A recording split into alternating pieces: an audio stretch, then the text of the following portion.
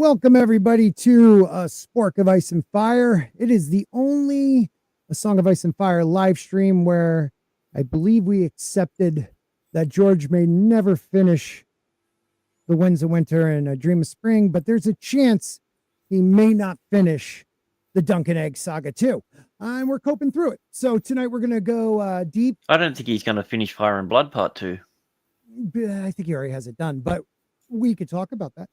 I think we're going to go deep. We're going really deep into the theories for the Hedge Knight, which HBO will be showing the series, the Hedge Knight, Dunk and Egg, or the Knight of the Seven Kingdoms, I think is the actual title for their series, and which does start with the Hedge Knight.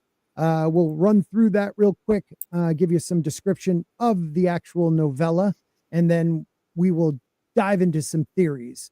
It's a simple tale about a tall guy, a bald kid, and a Targaryen family tree that basically is a magic toxic waste and gets destroyed in this story. So let's see what this butterfly effect will do. With me tonight, we have in the snowy north, Stig Kenobi. How are you, Hi. Stig? Quite well. Tip Thank top. No Thank you for being complaints. here. Hatred net level at a steady 87%. Perfect. We don't want you much lower than that, so that's great. I'm Oh, glad you're here. We also have Mason, Free Folk of the Fandom. Mason, how many more subs do you need to 100?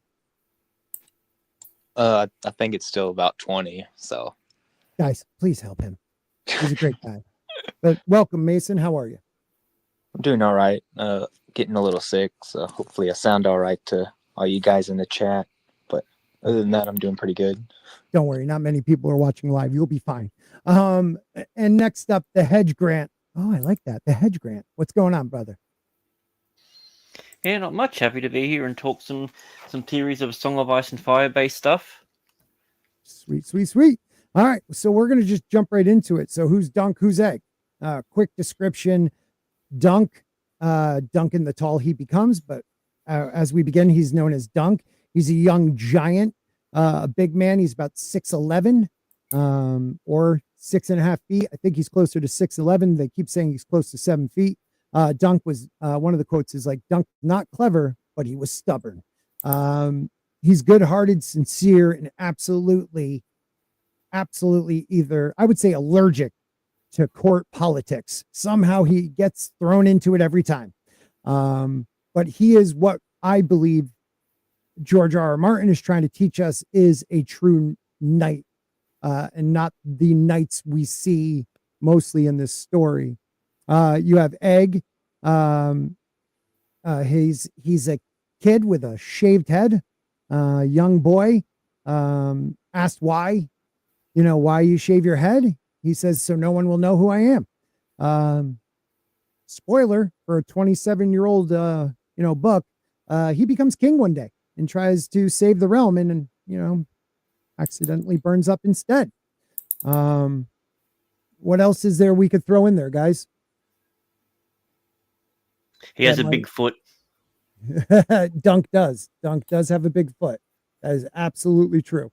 What else does he have? He has Dunk is, well, it pretty much goes when we start talking about the detailed plots of the Hedge Knight. So you have, which I believe, and I don't think a lot of people dive into it, but I think some do, and we've talked about it. I think this is George's book explaining the difference between like the romanticized, Sansa's idea of what a knight is and what nobles really are, and then what a true knight should be in Dunk. It's a class struggle book. It's the different classes in this medieval, fantasy, where Like- yeah, go ahead. quite possibly ripped off by A Knight's Tale. Yeah. I mean, a lot of that from the beginning, they had just two buddies with them, Yeah. That's pretty much the only difference. More people. Yeah, absolutely. So what do we have? We have Sir Arlen dies. So we open it up. Sir Arlen is a hedge knight. Now, a hedge knight they get that name because they were poor knights, sleeping in the hedges. They didn't have castles. If they were lucky, a lord would take them in for a certain amount of time if they needed extra muscle, extra guards, whatever. A lot, Basically, a European Ronin. yeah, that's a good way of putting it. Yeah, European Ronin. And when it comes to hedge knights, the honor isn't there as much as you'll see with some of the hedge knights throughout the stories. And you'll find that they turn to robbery, a lot of them, if they don't have a cause or a job. And there's kind of that mixture with the band of brothers, or what is that? They're the not band of brothers. Brotherhood without banners. Thank you. Brotherhood without banners. They start out. Ned gives them, a mission. They're fully in that mission, and then when leadership changes, they almost come more of a terrorist organization in a way. And maybe not. Well, Lom does specifically. Well, Yeah, I right. guess. A little more guerrilla fighting. Yeah.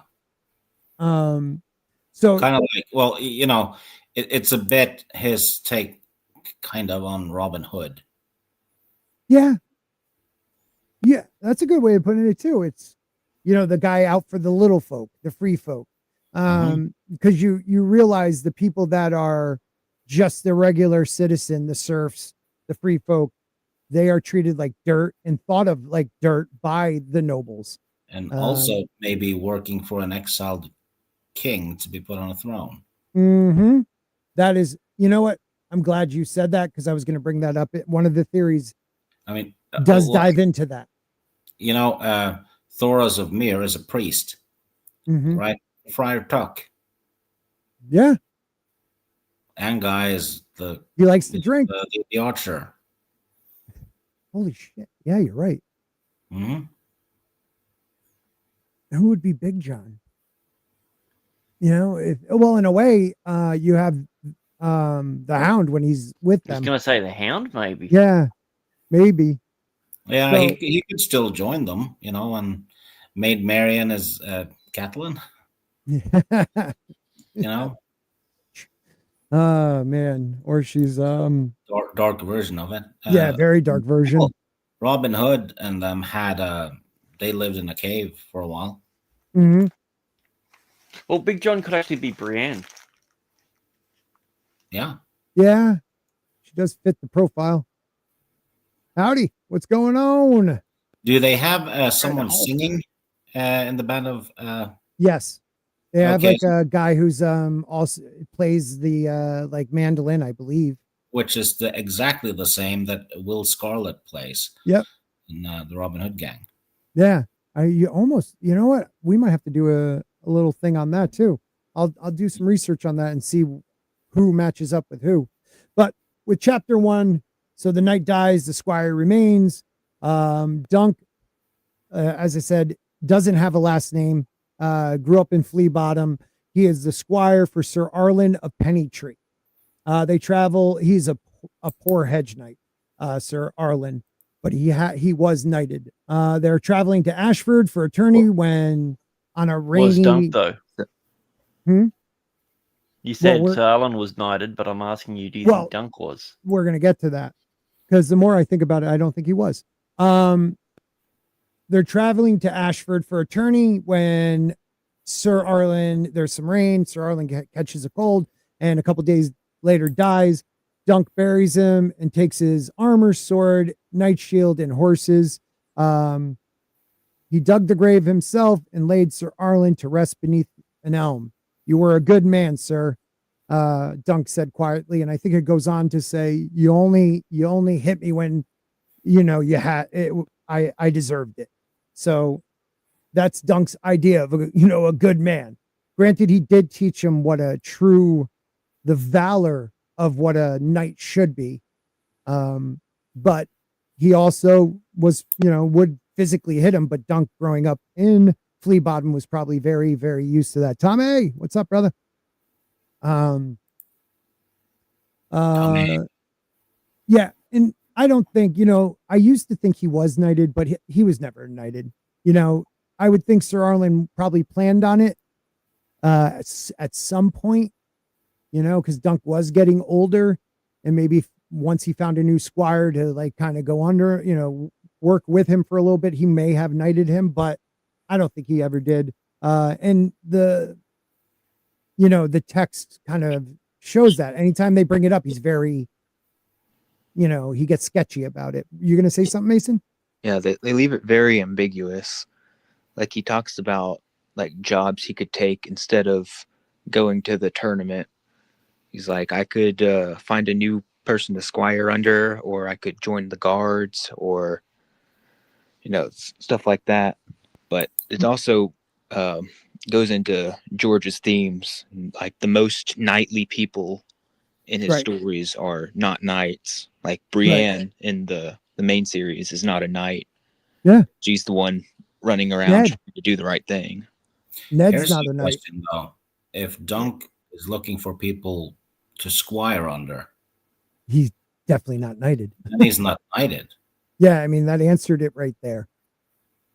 100%. And you could tell because Dunk's always putting himself down. He's thick as a castle wall. Dunk the lunk. He's already showing themes of imposter syndrome. Knowing that is Dunk though. That's the point. Like he won't knight anyone, and people go, well, because he's not a knight, so he's not going to do it. He doesn't feel himself worthy. Right. Even after the battle and everything, all he can lament on is the fact that a king died and he got to survive For his foot, right? But I I think, and we'll have to double check the text if he does say that thing about, because I'm pretty sure you're absolutely right, Mason. He brings up squiring for somebody else. Maybe I can find someone to squire for them. So if you're already knighted, why would you need that? You would be thinking, try to find a lord that needs, men right now, or this or that. You wouldn't be saying I would have to, maybe squire for them. But he's honorable without the true title. So what truly is a knight? Is it blessings and a ceremony, or is it how you act? And I personally think it's how you act. There's definitely some connections, and we'll get into those later. So Dunk heads for the Ashford tourney. He says, if I had a war horse, I might even win a tilt. And that's where Dunk meets Egg. He finds him. He goes off, to where was he? He goes off, and when he gets back, there's a kid there with a big hat on, shaved head, messing around his camp area with his horses are. Yeah, he goes to an inn and gets a meal with the couple of coins he has. Yeah. And comes back and finds Egg playing with the horse. Right. And, and also when Dunk gets to Ashford, this is massive. There's at least 90 pavilions. It's a big tourney. And to be this, newly knighted Hedge Knight, that's a lot on top of it. He may have watched Sir Arlen, but he doesn't know what it means to actually present yourself as a knight. He does, throwing on the armor, having the shield, he's uncomfortable. Even like you said, Grant, like he's uncomfortable with the title.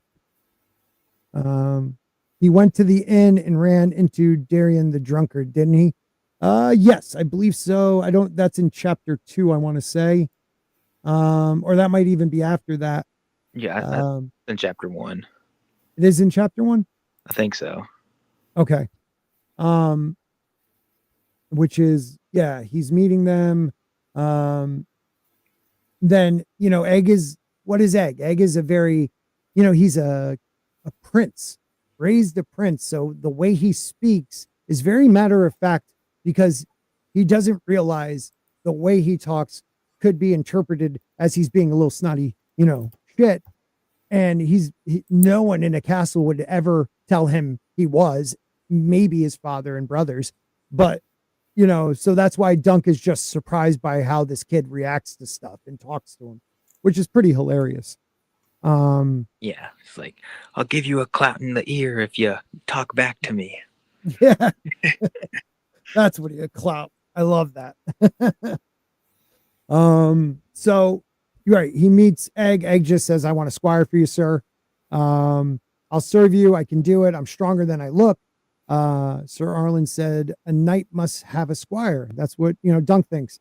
I can carry your horse or curry your horse, mend your clothes, and I won't run from a fight. Please, sir, let me stay with you.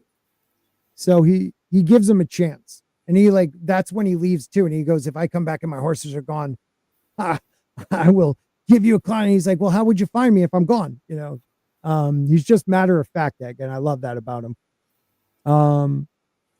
And then they go to the arrival. I dreamed of you. You stand. This is the part with Darren the drunkard. I dreamed of you. You stand in danger, sir. The dragon must not wait.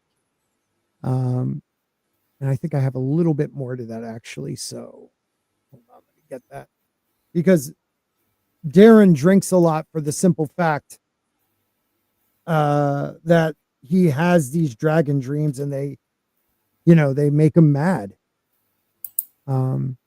It says, okay, so in the dream, you were surrounded by dragons, all screaming. One bit you and you burned. You were in armor, but it melted like wax. The sky was full of wings, beating, and the sun was bleeding.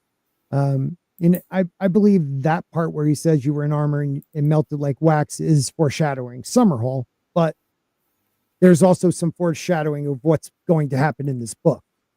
And there, after that, it's the big conflict that's really this whole book is about. So they go to a puppet show about dragons, and it's about the dance of the dragons. So definitely foreshadowing, talking. I feel like, and I don't know if you guys look at it, you're watching this puppet show, people are laughing. She's playing around with it. It's entertainment. And I feel like George is showing you the history that we know that is the Dance of Dragons. X amount of years later becomes entertainment and is changed to what, the historians want it to be. That reflects with normal history, though. Exactly. Enough generations pass to the point, like, there are still so many people that still have no idea why 9/11 was such a big thing. Mm-hmm. You know? Right. No, people that were born after it, they have no clue. Well, It's not only that, even a people that lot of lived people that during were it. born in the 90s, they were like 8 or 9 when it happened. So it was just Something that happened. something that Yeah. happened. Yeah. Yeah, you're right. I mean, so the dance puppet show is definitely a meta. Do you reckon they're going to commentary? spoil anything for the series in it? What do you mean? Well, if they're going to be doing a puppet show of what happened in the dance, and we're going to get that before the new season, do you think it'll be something like, Or and they'll then, stop it. or they'll throw some weird spanner in the works there. It was just like, that was when Aemon slayed Daemon at the. You're like, wait, what? Yeah, hold on. What And happened? went home victorious. Be like, wait, that didn't happen. I bet they'll show what was it? The battle with what's her name? The Baratheon Targaryen lady. Why am I blanking on it? Rhaenys. Rhaenys and Aegon and Aemon. But that's the one they'll show. The Rook's Rest one. Yeah, Rook's Rest. There we go. Yep. Hi, Sherry. We also have to play about. We also have the play about the War of the Five Kings and Bravos, right? That Arya witnesses. Yeah. Yeah, that's like a month after 9/11 happens, and you're making exactly. They're making a joke of it. Yeah. I think Martin is showing us how propaganda and story shaping, the perception of the Targaryens in the dance 170 years later. They gave you the story. I mean, we find out in season 2 from Rhaenyra and Alicent that, she's going to make the right decision, even though she gives up her sons and just wants her daughter to live. But history's going to say what they want to say about a strong woman, God, I hate that show. a funny thing is there's Egg is clearly highborn the way he talks. But Dunk doesn't pick up on it because how many Yeah, highborns it's because has they're he going to been make him around? autistic. Well, it's also how many highborns has he really had contact with? If any, it was Sir Arlen that would talk to them. You know what I mean? Even if they were even lower lords. Egg's noble. He's a noble. Yeah, I don't know how I would put this. He's pretending to be lowborn. He's like I don't know why it came up when I was looking at it. Someone wrote a noble bastard pretending to be a lowborn, but he's not a bastard. So there was a guy trying to say it mirrors Jon Snow, but the opposite. And I'm like, no, it really doesn't. He has a conversation with Egg. He says like, yeah, I got no idea who my parents are. So I probably am a bastard. There's no, I've had no parents. All I've had is a knight who took me in because I was a starving kid in Flea Bottom. Right. There Yes. are some theories that Dunk He'll be a is secret Lannister or a secret Targaryen. You watch. Exactly. There is a theory. Guaranteed. There is a theory. We'll come up to it. He meets Raymond Fossaway, and who becomes important to the story, and kind of what I never really thought about, and we'll talk about it later, the Fossaways, how important they are to the history of the current A Song of Ice and Fire series, the main series. It's something that George set up here and feeds in there, which is kind of interesting. So then, what's his name? I'm trying to remember the Aryan, right? That's who Dunk gets into it, right? Yeah, Arion Bright Flame. Bright Flame. Aryan Bright Flame gets offended by Tansy's, I think that's her name, how you pronounce it, her puppet show, who, for the couple minutes that Dunk is watching it, falls in love because she's tall. He's going to torture this girl for showing a Targaryen in a bad light. It was she showed one of the dragons die. That's right. And he thinks that he's dragon made flesh. He's right. Like, that's an insult Dragons from House Targaryen. Die. Right. So, Dunk roars, stop that. Stepping in between Arion and Tansy, the puppet girl. Are you mad? Arion replies, his voice sharp with royal contempt.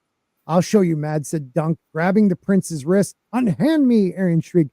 Do you know who I am? A bully, Dunk said through his teeth. I am a dragon, Arion hissed, and dragons do as they please. Not while I'm here, Dunk growled. Not today. And he socked him one, which was awesome, personally. And it gets dunked into a little They're bit. going to have to do a bit of work to earn that, I think.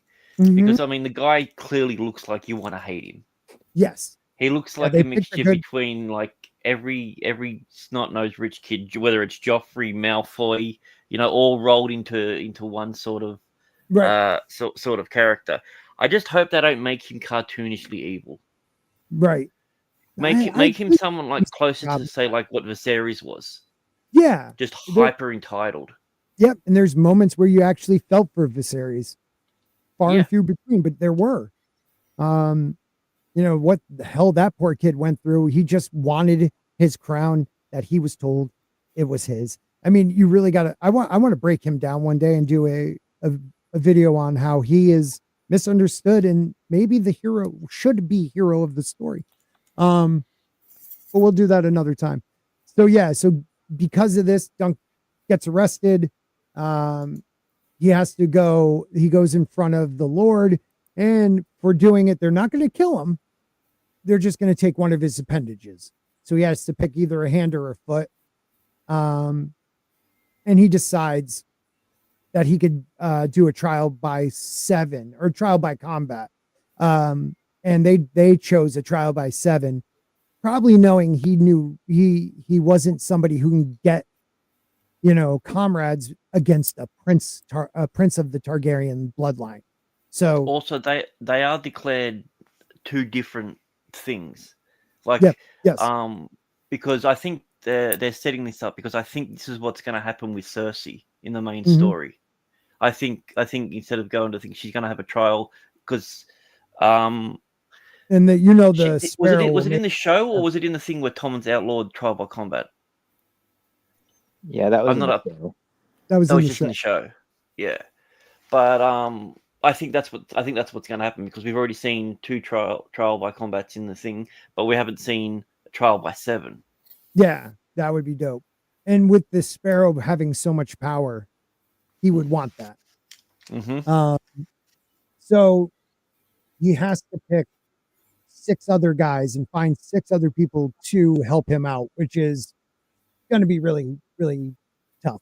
Well, you don't actually need 7. Right. Maegor Yeah. didn't. Yeah, you do. Oh, 7. Maegor. It was Maegor's 6 versus 7. Well, I thought he had Hedge 7. Knight, they say if you can't find 7 or 6 I know. other people, then They you're they guilty by say that in default. there, but that's not technically how the trial by 7s work. We'll have That's to look just that what one they up. were saying. So you also have the tourney format. I think we find that out in here somewhere. 5 champions defend. Challenger tries to unseat them. Champions are Leo Tyrell. We find these big names that we know of the surname in the main story. You have Leo Tyrell, Tybolt Lannister, Robert Ashford, Humphrey Harding, and Prince Valar Targaryen. Before this all happens, I believe Dunk needs a sponsor to challenge, and he has no money, so these things are looking bad. And that's where we first meet Lionel Baratheon, the Laughing Storm, if I'm correct. And then we also Plum. He meets a guy at Plum, offers to sponsor Dunk, but wants his armor if he loses. And the 5 champions represent the 5 most powerful houses there. Valor is heir to the throne, so Baelor Breakspear's son. Harold Harding, Harry the heir, is his descendant, which is kind of something to know. And this is the last time we'll see Tyrell and Lannister cooperating peacefully, pretty much. So Dunk, again, before the fight happens, right? He has to sell one of his horses, or does that happen after the fact? I'm screwing this up because I wrote it, and then I think I might have slid one of these things off to the other side. So, that happened before when he's getting ready for the tournament. That's where he meets Steely Pate, right? The armor. Yeah. Okay, so he has to sell off one of his horses to buy the new armor. Then we also get a mystery knight, the Gallows Knight, that's thrown in there. And Dunk has Tanisha, right? She's the one that paints his new shield, which I believe has a massive symbolic meaning to it. It's a green shooting star and an elm tree on a sunset field. So he's official now. All right. So then we jump ahead, and that's where he gets into the fight. And then we see Lionel Baratheon, a big man you are. I like big men. 7 hells, you're near as tall as I am. So that tells you how big he is. The guy who's playing Lionel Baratheon in the show doesn't seem to be as big as Lionel Baratheon is in the book. He's a massive man, the Laughing Storm, if I'm correct. But he decides he meets Baelor.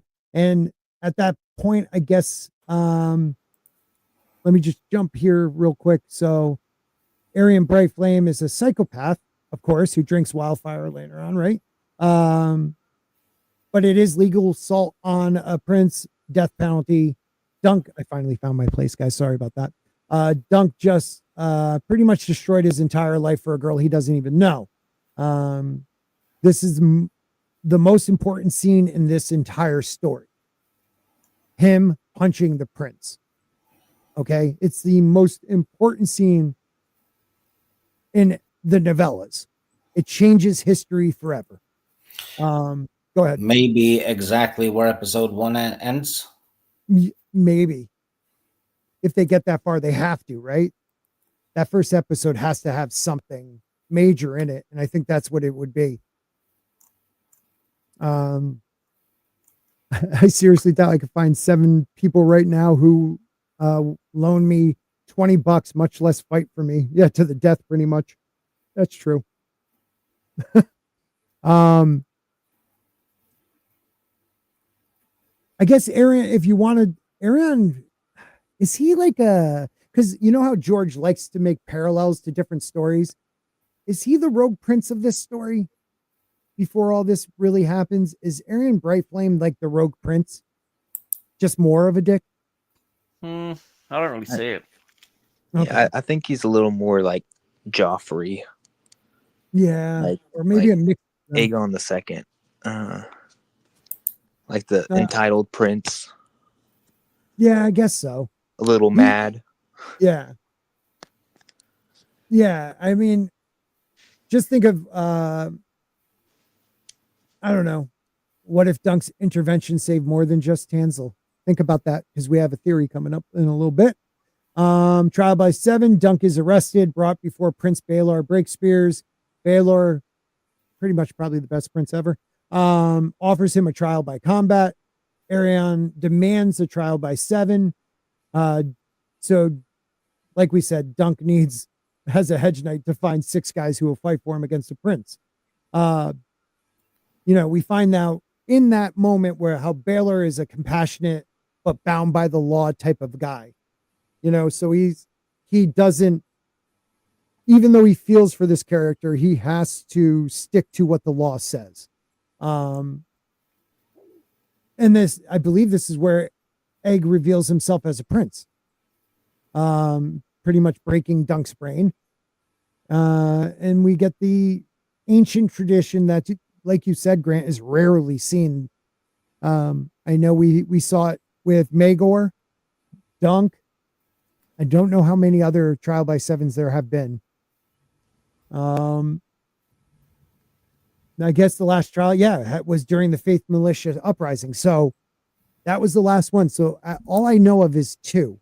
I don't know if there's one after these. I don't believe so. So I would think in the main story, George has set that up to have a trial by 7. So that's a good call, man. Baelor's kind of resembles the Targaryen Ned Stark. He's honorable, competent, and dies because of it. We go on to assembling the team. You're going to say something? Oh, sorry. No. It's okay. Assembling the team. Dunk scrambles to find champions. Raymond Fossaway joins immediately. The real one, Raymond Fossaway. Humphrey Harding and Humphrey Beesbury sign up. Robert Ashford joins. Lionel Baratheon shows up and volunteers. Legendary. Egg uses his authority to participate. Baelor is not happy. So each knight has different motivations. Some want honor, some want adventure, some out of spite. There's also maybe a Blackfire connection to this. We'll get into that also. Some just want to bash in their brother's head for a little bit. Right? Which one is the Apple family? That's the Fossaways. The Fossaways, yeah. Which ones, the reds or the greens? Because you don't want to get them mixed up. Right. Yeah, that's what I was going to bring up. There's like family rivalries in here too. Yep. And they're a weird family because, like how the Starks are all about direwolves. These guys put apples into everything. It's just like your family's not as crisp as ours are. It's like you want to wear a sweater, but I'm just like... Yeah, there's one line. These are the Macintosh. I always knew you were a rotten apple. Yeah, they have all those puns. But it's kind of cool, this Fossaway apple split. Because it still exists in the main series, and it shows George's clever kind of world building, how one action can break a family apart forever. Sometimes the apple does fall far from the tree. Sometimes it does. Sometimes you think your apple's going to be red and it comes out green, and you're looking at your apple wife like, what the hell what's this all about? Anyway, the Laughing Storm, he does rebel against the crown later. over Dunk. So it's kind of funny that they work together now. So let's see. Next chapter is the trial by 7. It's brutal. The trial by 7. I do like Darian. I don't want to fight. You will, Arion said coldly, like, you're a dick. But the fight is brutal. Arion's team has ringers, including his brother Darian the drunkard. Baelor fights for Dunk, wearing an old shield to hide his identity. Arion fights dirty, going after Egg specifically because he needed that one more, and Egg joined, which was crazy. Dunk nearly dies, but they end up winning. But when Baelor removes he takes a hit, which doesn't seem like much from his brother Maekor, right? It's from Maekor. But when he takes off his helm, wait a minute. Yeah, it was holding his head together. He removes his helm after being struck, taking another blow, and he dies, right? Like his brains are like in the helmet. No, Yeah, so the helmet was very holding his end, head together. Like he fights for the whole tournament, and at the very end, he's like, "I have a headache." And he falls down. They take his helmet off, and his whole brain falls out. That's crazy. So he was able to fight with his brain pretty much out of his head for a little while. Yeah, he's a tough guy. Yeah. Basically, the helmet kept it in. Yeah. Really. And what we find out, Martin writes it, that combats are dirty, they're confusing, terrifying, they're exhausting. Not like what Hollywood shows them to be, but what like it is to actually be in one of these crazy melees. And I have to say, from the trailer, I feel like with the fog and the mud, they may get it looks right. Dirty. Yeah, it does. Does. Yeah, it looks like you can't run across the battlefield to get someone. You've got to like trudge across to even get close. Yep.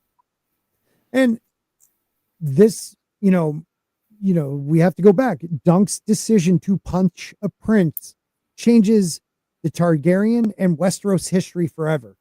Baelor dying changes everything. What we are told was going to be by mostly everyone a fair, just, and respected king. He's gone. His bloodline is gone. Not gone, but they're no longer in the running. So his son is no longer, the crown prince. It moves on to the second eldest. Without Dunk doing it. It's weird how it kind of all works out for him in the end. If he didn't do that, his actions would never have put Egg where he goes, and Egg would never put him. Yeah. And we would never get Ares the second. Summerhall. Or Summerhall, right? Rhaegar, we probably never get any of that. We wouldn't, I would think. So Baelor Breakspears dies because he tried to save his psycho brother from consequences. Remember that when you wonder why Westeros is so broken, good men die protecting bad ones. So then that pretty much, it just kind of, after that, Dunk is pretty beat up over it. What does he say? What is my foot worth? Pretty much a crown. So what is a true knight? Already. So, Martin is obsessed with the question, I believe. We see that in the main story. We see that in the Dance of Dragons. We see that with Maegor and his brother. We see that here in this story. What makes a true knight? Is it the ceremony, the sword, the noble blood, or is it the actions?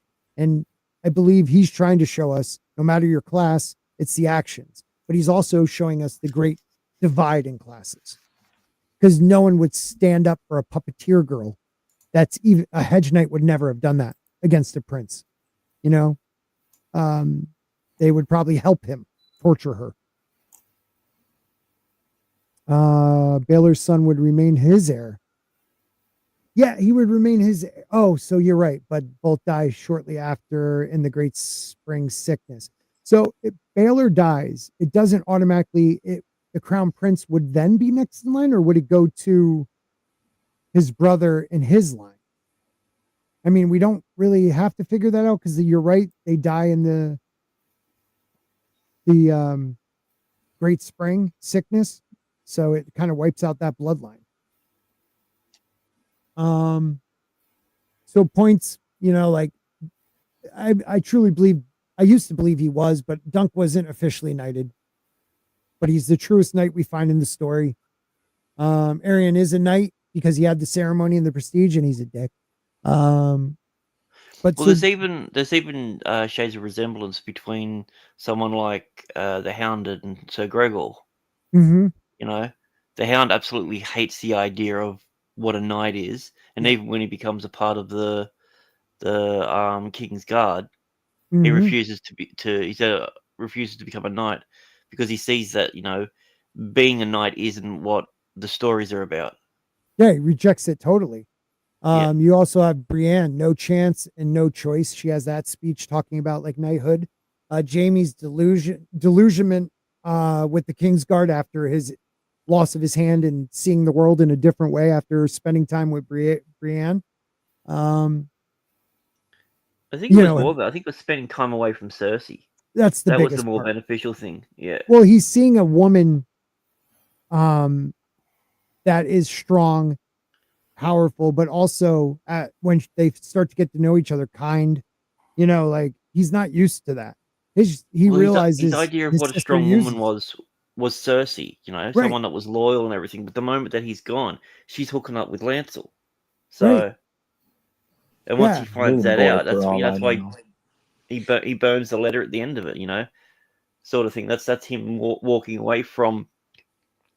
I'm sure Brienne had a part of it, but I think it was definitely realizing that there was, there was more than that.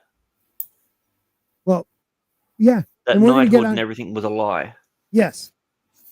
Yeah, pretty much. I mean, he was so proud of being knighted by.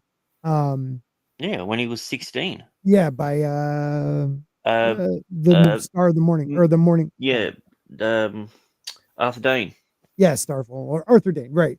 It was like one of his greatest moments. And which is the reason why he had so much disdain for Ned.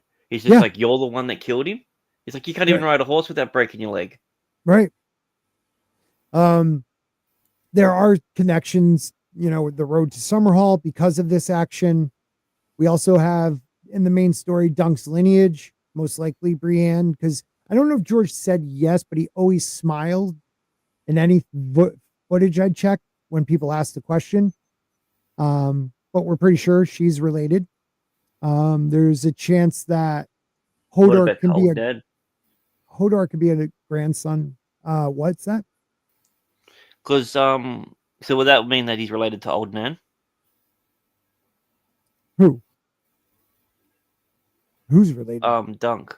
No, either Dunk slept with her or is related to her in some way. It might be his daughter. Because she would have probably been. That would be kind of funny. He's so old though. No one remembers when she got there. So she could easily have been there when the Wolves of Winterfell, which I've been wanting to see, but I guess that's not the next book. If we ever get a book. And there's also some, I don't know if they hint on it in here. You have to think about this is I think about 7 or maybe a decade away from the first Blackfire Rebellion. Okay, so you have that to think about, and it's a couple years away from the next one. You have Bloodraven kind of in the background. I don't know if George has created him like in the way he did in the first book. I don't think he's set yet, but he has the idea of who he's going to be. It's kind of interesting, but we do have some solid theories, which is, okay, you got Brienne is Dunk's descendant. You have the idea that Hodor's his descendant. There's some other ones that are way better than those. You have the Fossaways, which is kind of interesting. Dunk's decision creates the Fossaway split. That is a lasting political divide, which is kind of big. You have also Daeron's prophetic bloodline, So it goes, I dreamed of, again, I'll read this one more. Hey, Liam, what's up, dude? Good to see you. I dream of you, Darren said, drunk and terrified. In the dream, you burned. Dragons were all around you, sir, wings beating, screaming. The dragons must not wake. Darren Targaryen isn't just a drunk, he's a dreamer. He's part of the rare lineage of Targaryens who inherit true dragon dreams, like Dany the Dreamer, who foreshadowed the doom of Valeria, and most likely and possibly Rhaegar, because his visions echo later prophecies.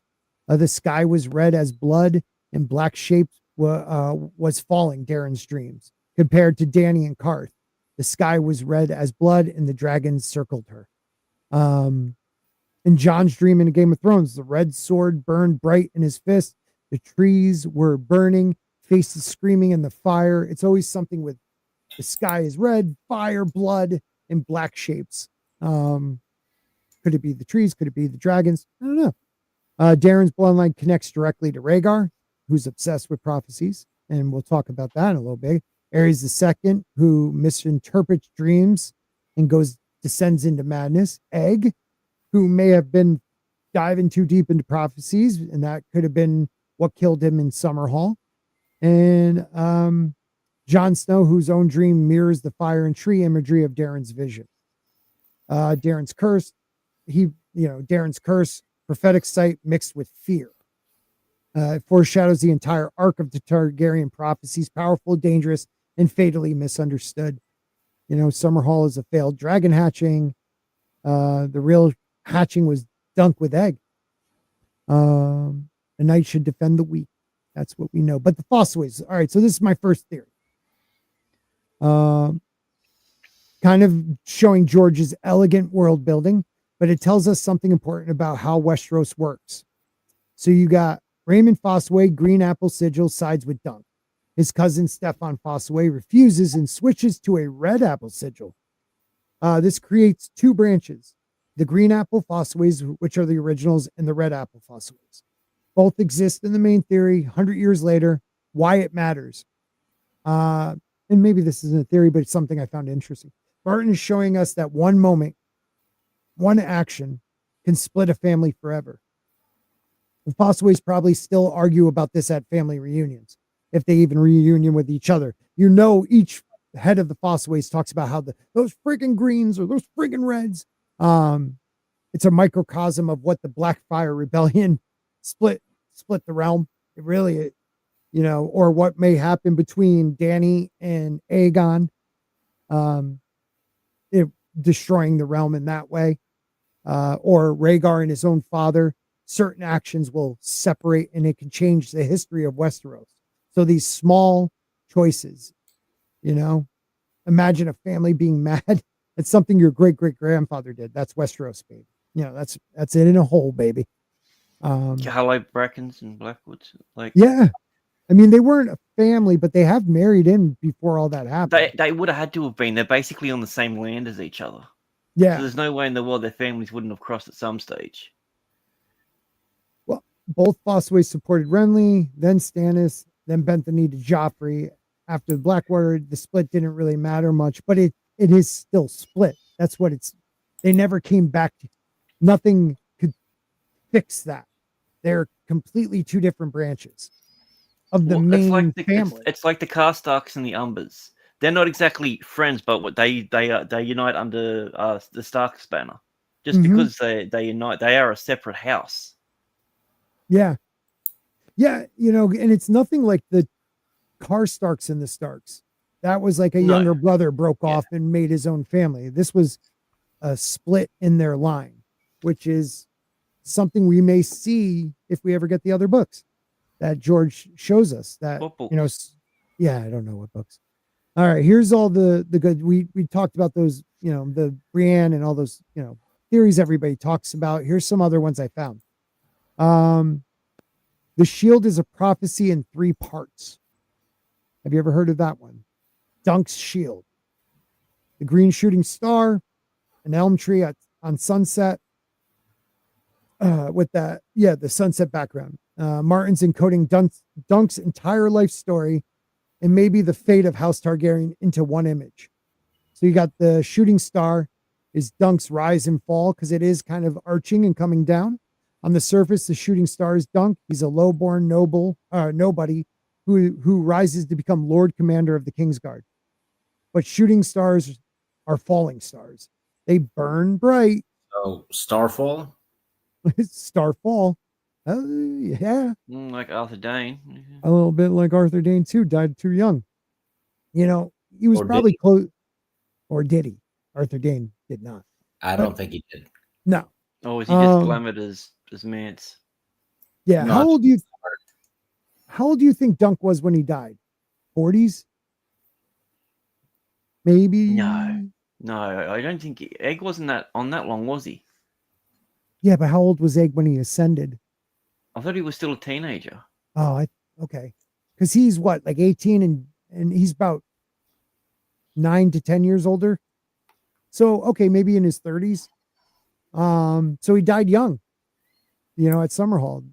The star is green, the color of life, but also poison and Westerosi symbolism. Green like wildfire or some poisons. The elm tree, legacy, not death.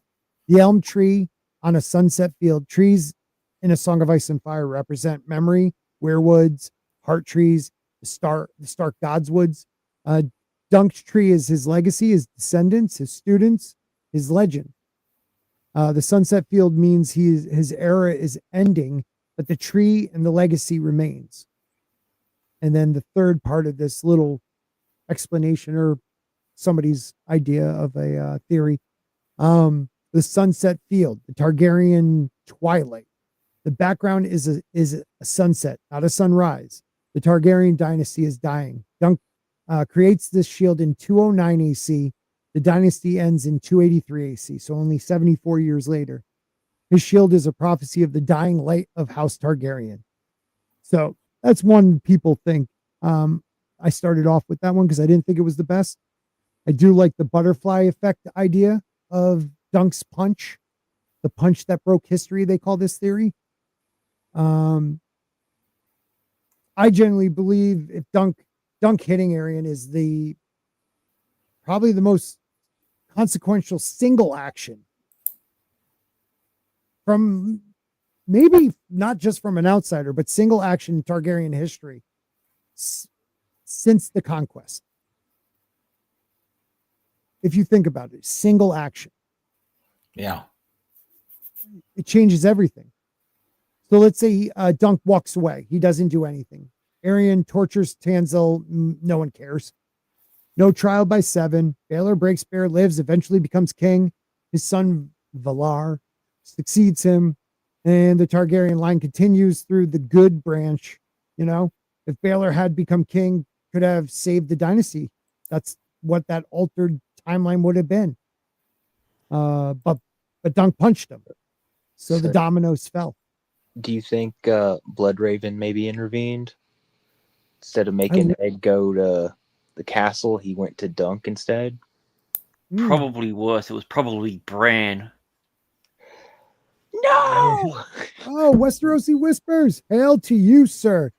Channel member and one of the big dogs. It's good to see you, my friend. Thank you for being here.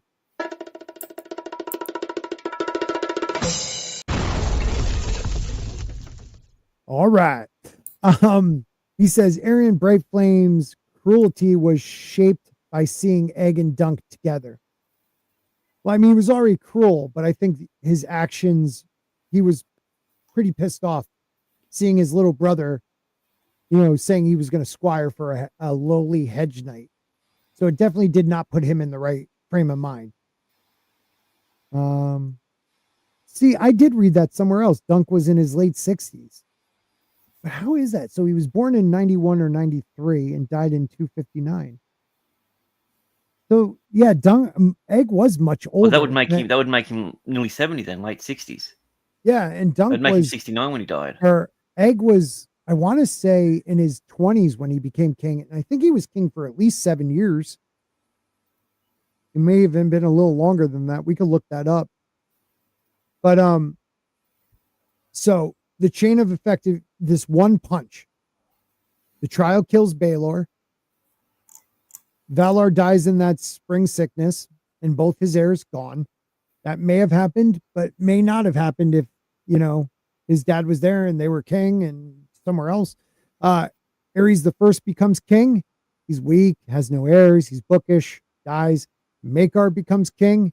Egg's father dies in battle. Egg becomes king, after his brothers die and Aemon passes it off. Tries to help the small folk. Nobles hate him. Summerhall happens. Egg dies trying to hatch dragons and maybe something else. Dunk dies with him. Rhaegar's born in that outside of that fire. Then we get Aerys II burning people alive like Aerion wanted to. And Robert's rebellion, destroying the entire dynasty pretty much until we get the savior, Daenerys. So Dunk's punch, because of it was the right thing to do, but doing it destroyed a 300-year-old dynasty.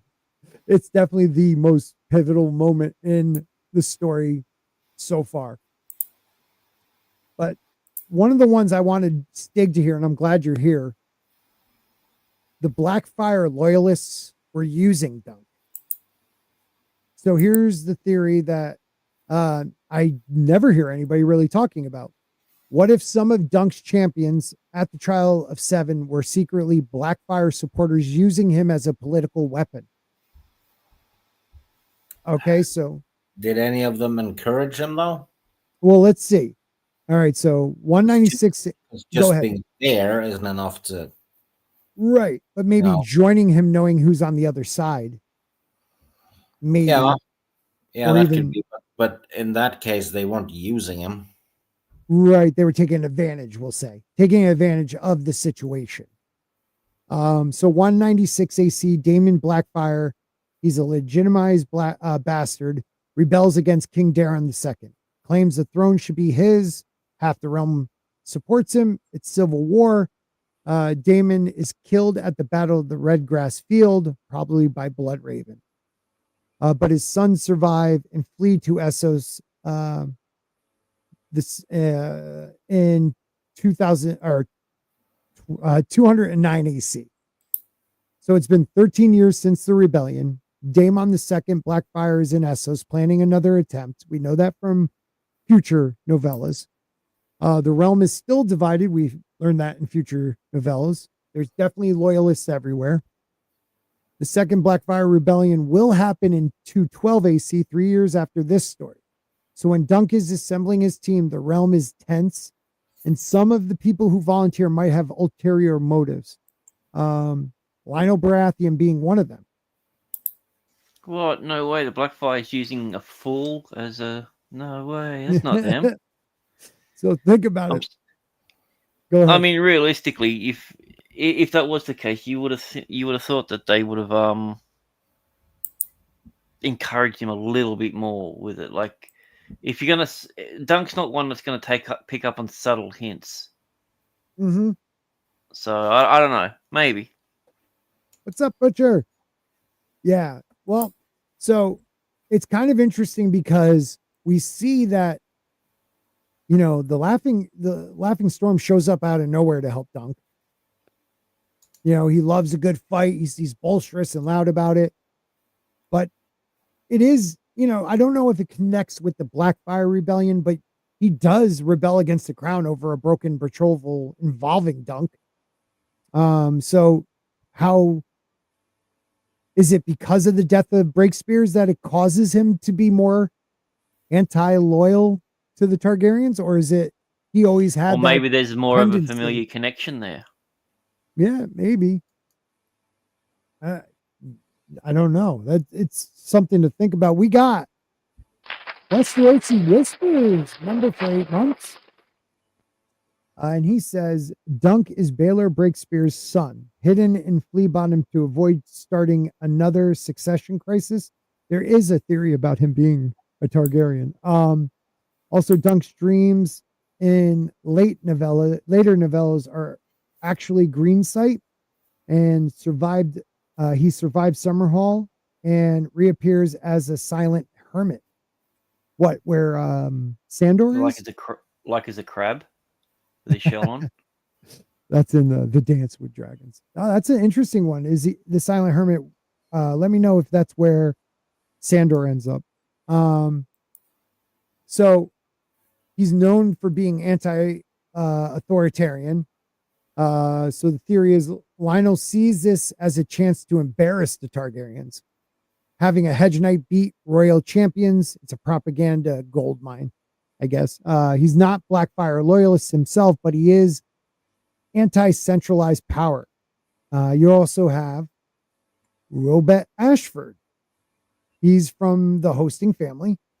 House Ashford was neutral during the Blackfire Rebellion, kind of suspicious in that way. His family has a lot to lose if the Targaryens crack down on dissent. Helping Dunk, it helps the anti-Targaryen sentiment, kind of showing how they would fight each other, showing how this, good-hearted Hedge Knight standing up as an honorable knight against this prince who has been given everything. So could be. You also have Humphrey Harding, not as suspicious because he's from the Vale, but they stay out of usually the business of Targaryens. He might see this as, a small folk versus royals, type of thing. So does this represent the trial, politically? A low-born nobody is challenging a prince. If Dunk wins, it sends a message. The Targaryens are not untouchable. The small folk can fight back. Why this matters for Blackfire supporters? Well, the Blackfires who argue that the Targaryens are unworthy. Dunk is proof of that because he beats them. I don't know. Do you guys think Lionel Baratheon was thinking politically when he joined Dunk, or was he just bored and wanted to fight? Maybe both. I think, yeah, maybe he I don't know. Maybe he wanted to do something against his brother. Who knows? Mm-hmm. Because it was Raymond on the other side, correct? Well, no, this is Lionel I'm talking about, Baratheon. Yeah. Yeah. But his brother was, or his uncle, or whoever it was Yeah. on. So, you're right. Yeah.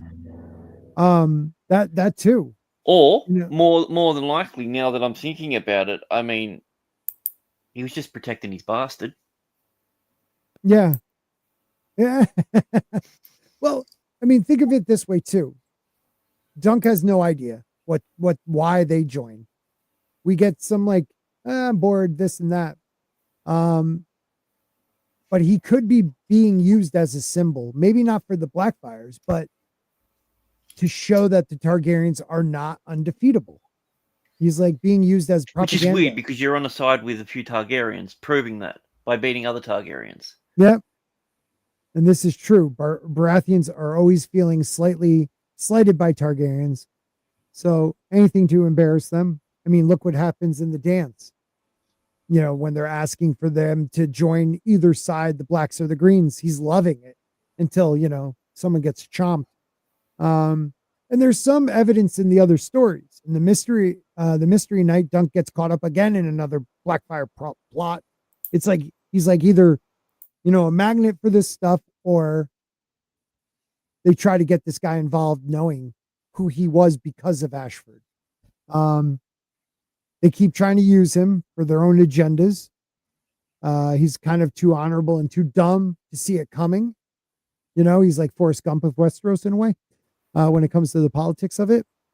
He has a weird foot. Makes sense. I see the Well, resemblance. yeah, right. I was running. He keeps accidentally being in the middle of major historical events. Yeah. And has no clue why, So if some of Dunk's champions were using him, does that make so yeah, like Forrest Gump, he meets the ruler. Says something stupid to him, like my foot is important as a prince, Yeah. Instead of saying I have to pee. Yeah.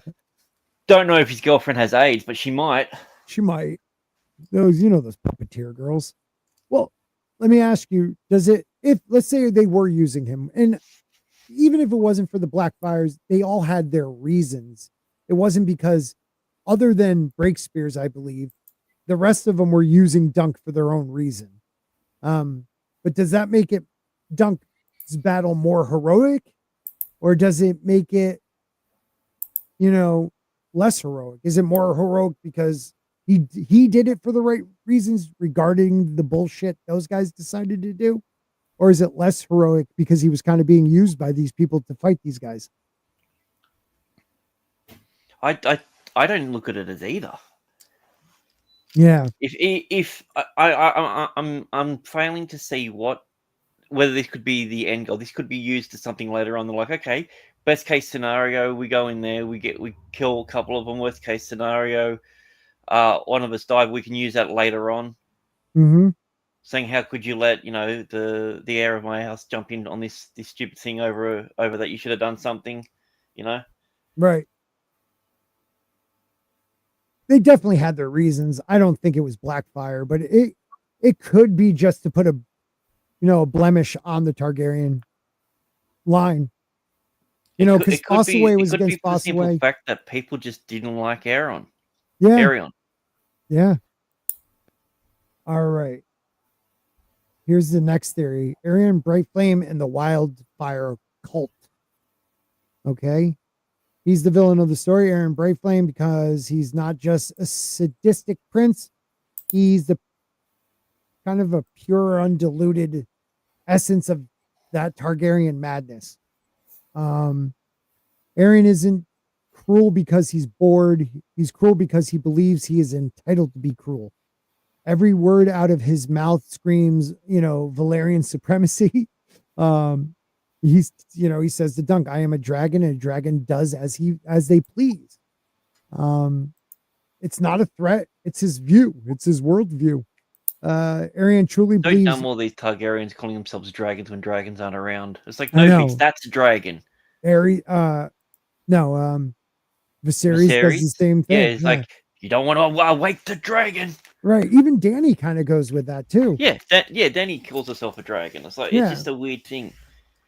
It's like, dude, you guys might have rode dragons, had a connection with them for, but they're gone.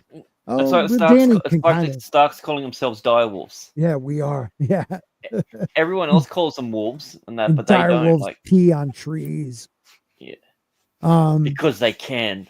Yeah. But like Aeron and the Targaryens, they believe they're a higher life form than everyone around them. And his personality is built on the idea that Targaryens aren't just rulers; they're almost godlike. I always put them, like as they were the elves. If George was going to make that story, they're the elves. And the Valerians are the orcs. Oh, wait, that's just a TV series. That's just yeah. Well, actually, where are they during all this? What's the state of their house? That's a good question. Because we don't see them in any of the stories, I don't believe. Yeah, no, on Driftmark. No, but the 3 stories, they're just chilling on Driftmark, I guess. Yeah, because I think the next chronological time that you hear them is when they're pledging for Stannis. Yeah. Here, let me check. Probably same place where, like, where's the high towers and all this other sort of stuff. It's just like, just chilling. How do you spell Valerians? VALAREON.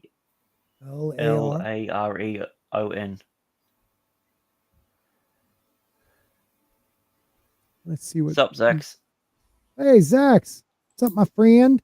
Good to see you. Thank you for being here. Thank you to all you guys in the chat. Oh shit, I looked at the wrong spot. Hold on. Sorry about that. Let me try this. Okay, so where are these bastards? The Valerians are absolutely, they do exist, of course. House Valerian, they're just not involved. The Valerians are a naval power. Yeah, I know. Where are they in the 209? So the old Sea Snake's legacy, we all know him. He died. So Lord Daemon Valerian is the likely lord of the house during this era.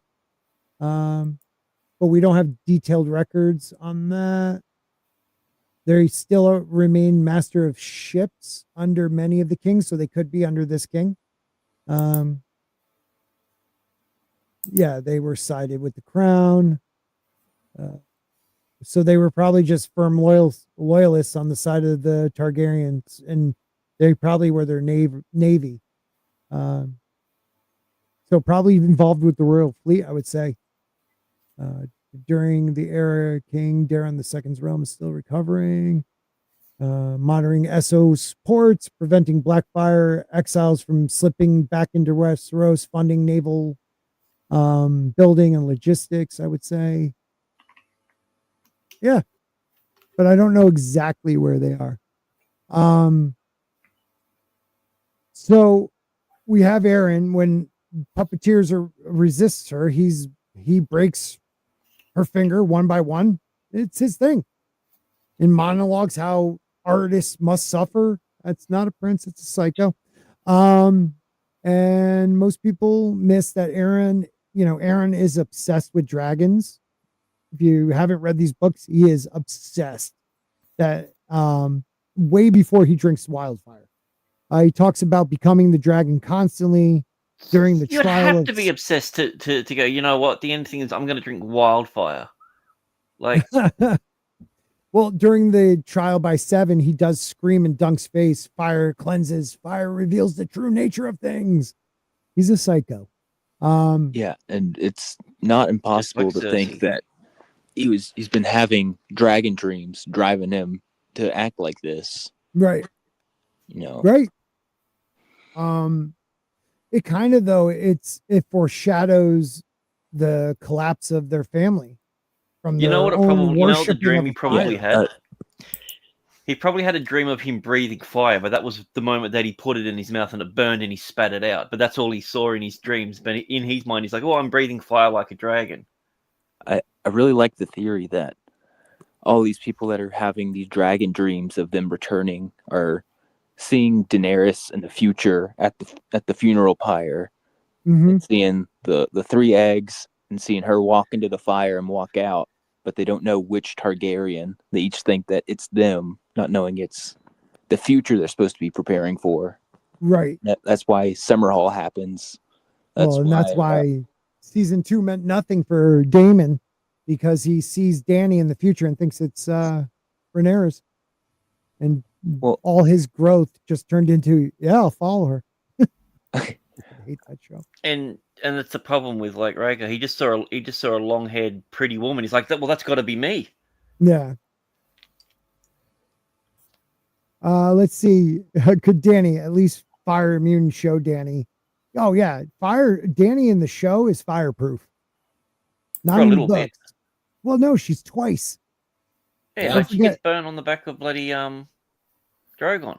Yeah, but I don't really know if they show it as a burn or like she gets cut, because don't forget go ahead. Well, she's also immune to dying from smoke inhalation. That too, because she's in that house or that it's like a actual wooden pavilion, isn't it? Where she kills all the building. She sets it on fire. Yeah. she's she can't die.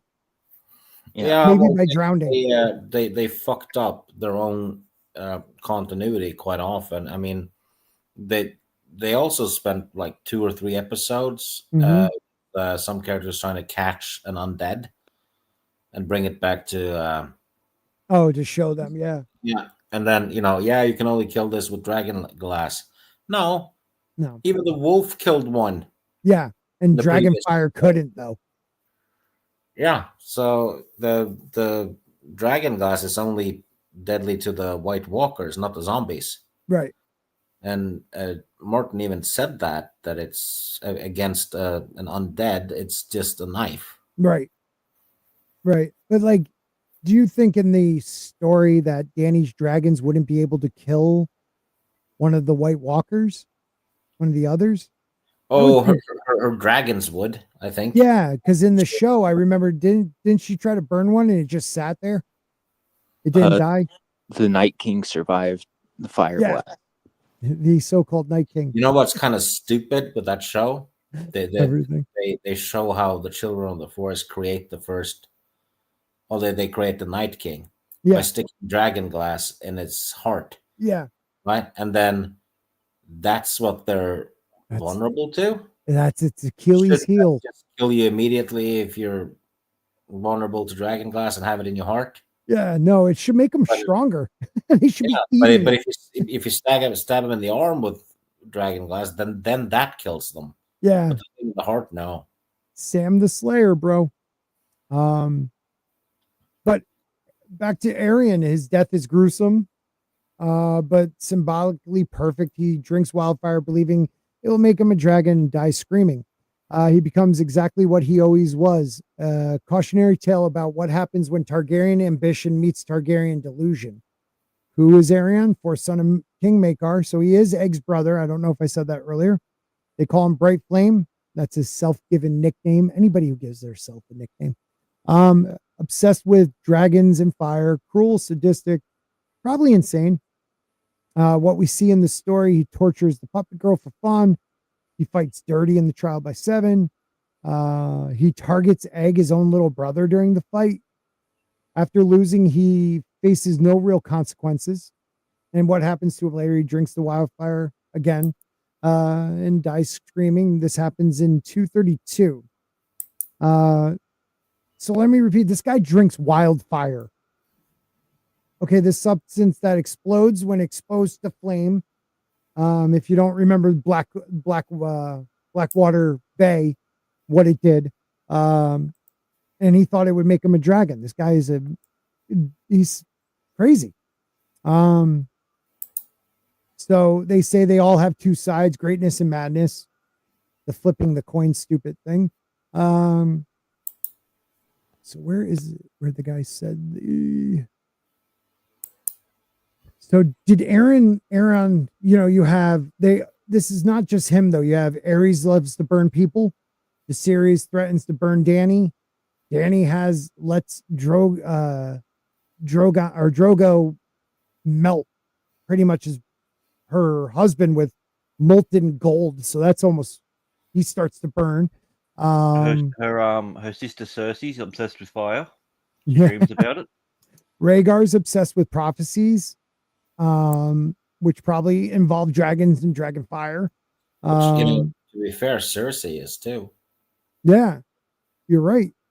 So, and it's also driving her mad the same way it did some Targaryens, because she's just obsessed with it and tries to prevent it rather than make it happen. Tyrion's in the walls.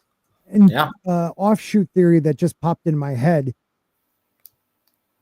Because of the dance and the death of the dragons, did this, instead of telepathically connecting with a dragon, did this dance cause some Targaryens to, because they don't have dragons to connect to, this bumbled thing where they believe they actually can survive this because they are dragons? I almost think maybe the dance might have had something to do with it.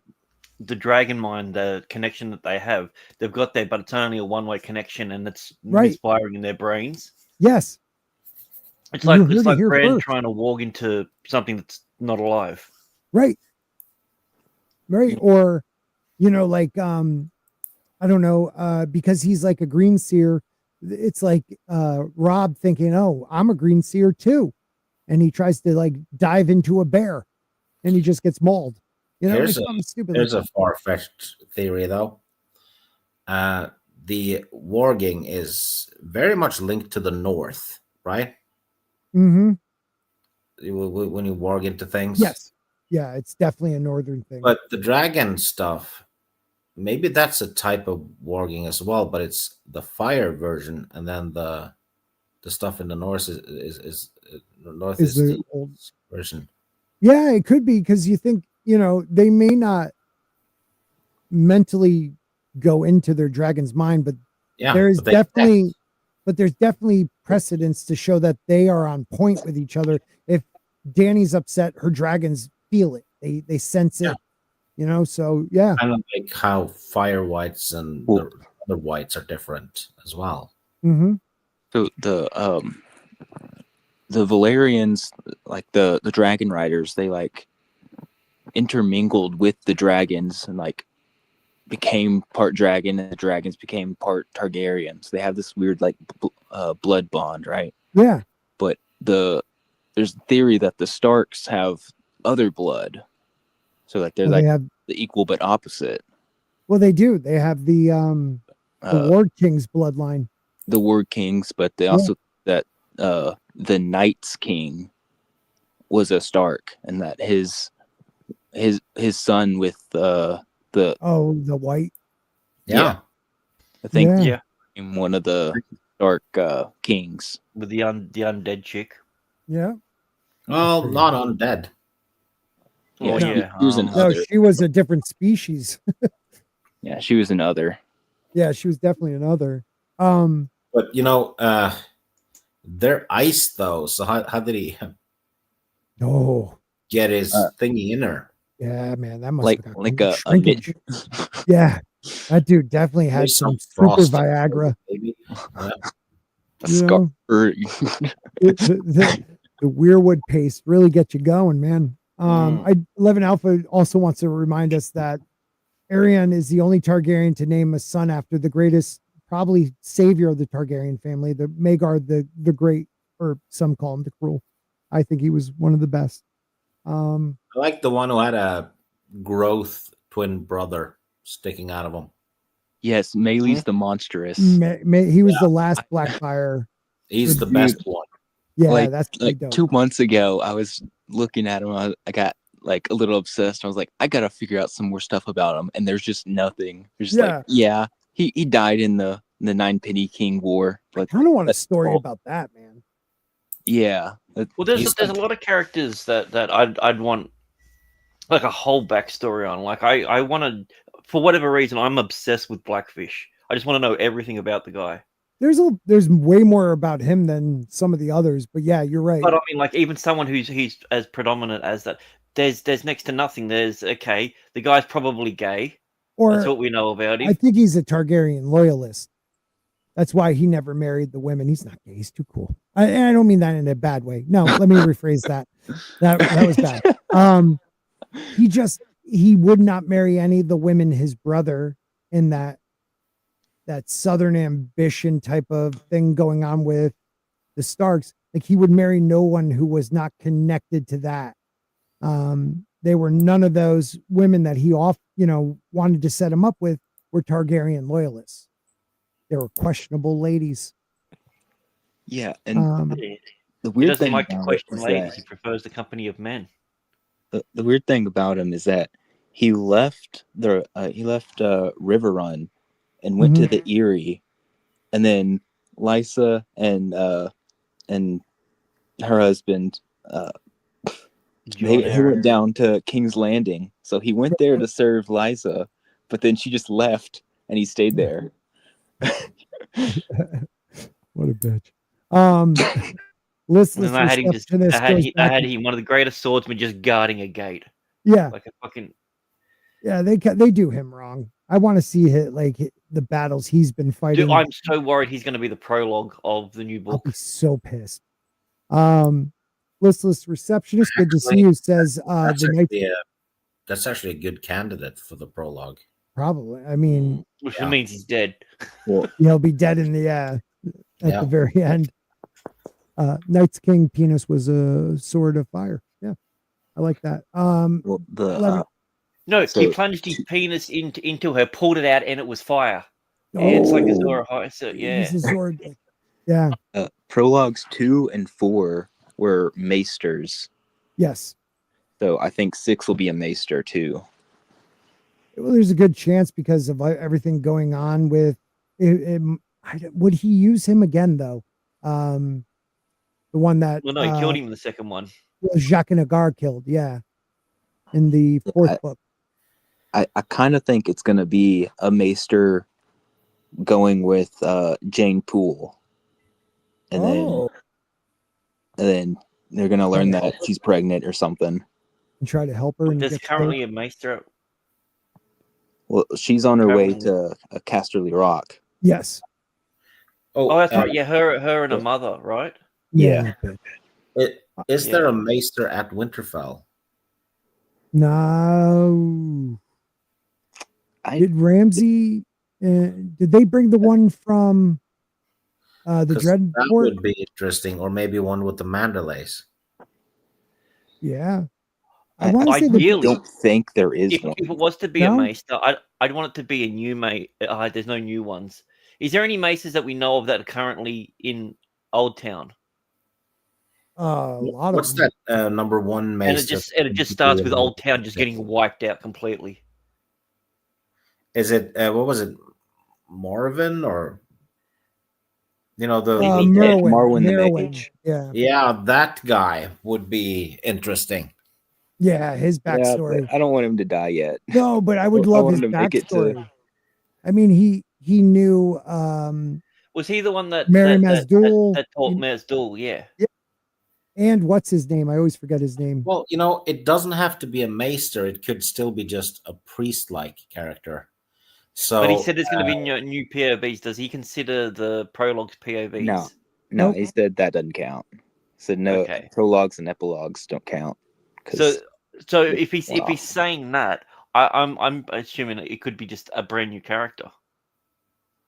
Yeah. Well, yeah, they usually only last one chapter. Yeah. But it would be cool if it's is it Mokoro who's with Euron? Yes. No, with his brother Victarion. Yeah, because it would be interesting to see the point of view of a different priest. Other than Melisandre, just so we could see that she's full of shit. Or we know that Melisandre believes what she's saying. Yeah, I think she's being duped, but likely the prologue POV has to do with the battle in the north or at Marine. Yeah, but sometimes they're like so randomly off where you're like, why are we in Old Town right now? Like. Well, yeah, the prologue in the second one was fucking huge. Right, they're in like the peripherals. You know what I mean? Also, the maester's name is Medric, Master Medric. He is the acting Bolton Maester in Winterfell. That would be interesting, though, wouldn't it? Mm-hmm. His POV when Winterfell just goes to hell and Stannis just gets in. Yeah. That would be dope. Assuming that's what happens. Let me finish this cult one. We don't know. Let me finish this cult one really quick and we'll move on. So, he parallels other people. I said Rhaegar. The wildfire cult theory is, what if Aeron wasn't acting alone? What if there was a group of Targaryens and loyalists who believed in fire transformation? The evidence is the Alchemist Guild exists and thrives under the Targaryen rule. Aerys II was obsessed with wildfire.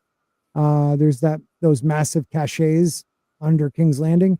Egg dies using magic or fire magic to hatch most likely dragons. So they say there's a pattern to this. Also, I don't know. What if the next POV is Bloodraven? Oh shit! That would have been awesome.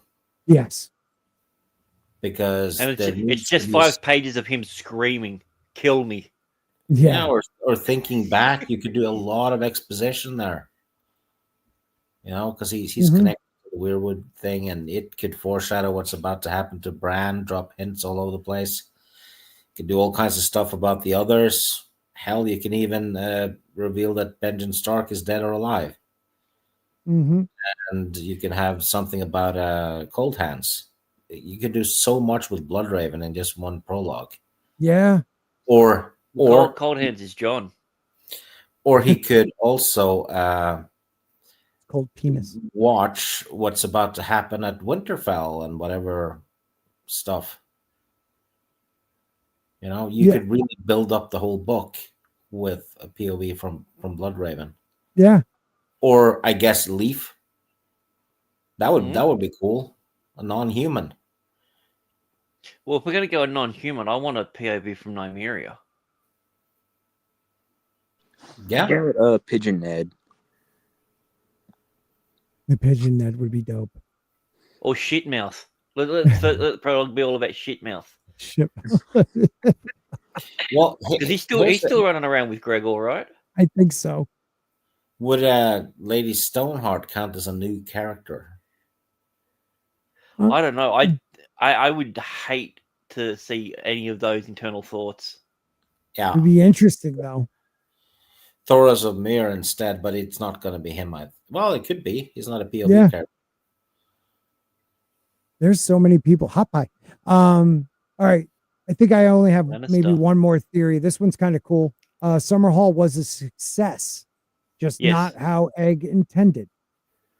All right. Well, no, yeah, he got resurrected or reborn. I think he's Daenerys. I think he survived. Dunk saved him. Well, with his big foot. So we interpret Summerhall from what we have, bits and pieces. Egg tried to hatch dragon eggs using wildfire and maybe blood magic. The ritual went wrong. The palace burned down. Everybody died inside. It was a tragic failure. But why weren't they crushed by sand? Failure. Yeah, that was the sand was supposed to put out the fire, but the maester screwed up with that, I think. What if the goal wasn't to hatch physical dragons, but it was Summerhall was a prophecy ritual. So what was Egg really trying to do? We assume maybe Egg was trying to kill off the bloodline. Or maybe not. Here. What if part of the ritual was his genitals? Oh, God. Well, so are you saying that the prophecy was for Rhaegar to be born? Maybe. That's the dragon that he brought? Well, we're going to find out, my friend. So assume Egg wanted dragons for military power, but what if he was trying to fulfill a prophecy doing this also? Because we're told he wanted it for military power to control the nobles. Egg was close with a woods witch, and someone brought her up before. You know, well, yeah, she prophesized everything too. Jenny of Old Stones. The prince that was promising that as well. So yeah, Egg was not military minded, wasn't he? He was more of a. So I don't think he would do that for military power. But he was. I mean, if you look at it, he was losing control. There was rebellions popping up everywhere from his trying to help the small folk. So lords were rebelling. So he wanted to bring back dragons just for a show of power, to make people think twice about rebellion. As a symbol for people to rally around too. Yeah. Yes. So, which is interesting enough, something Varys seems to be involved with it as well. Yeah. Dragons get born and put a Targaryen on the throne. He raised a hatchling of his own, maybe. So we have Egg is close with Jenny of Old Town. It's his sister-in-law. She predicts the tragedy of Summerhall. She also prophesies the prince that was promised will be between Aerys and Rhaella's line. Rhaegar was born during Summerhall fire. All right. The connection is Egg didn't just want dragons. He wanted to fulfill the prophecy of the prince that was promised, the hero who will save the world.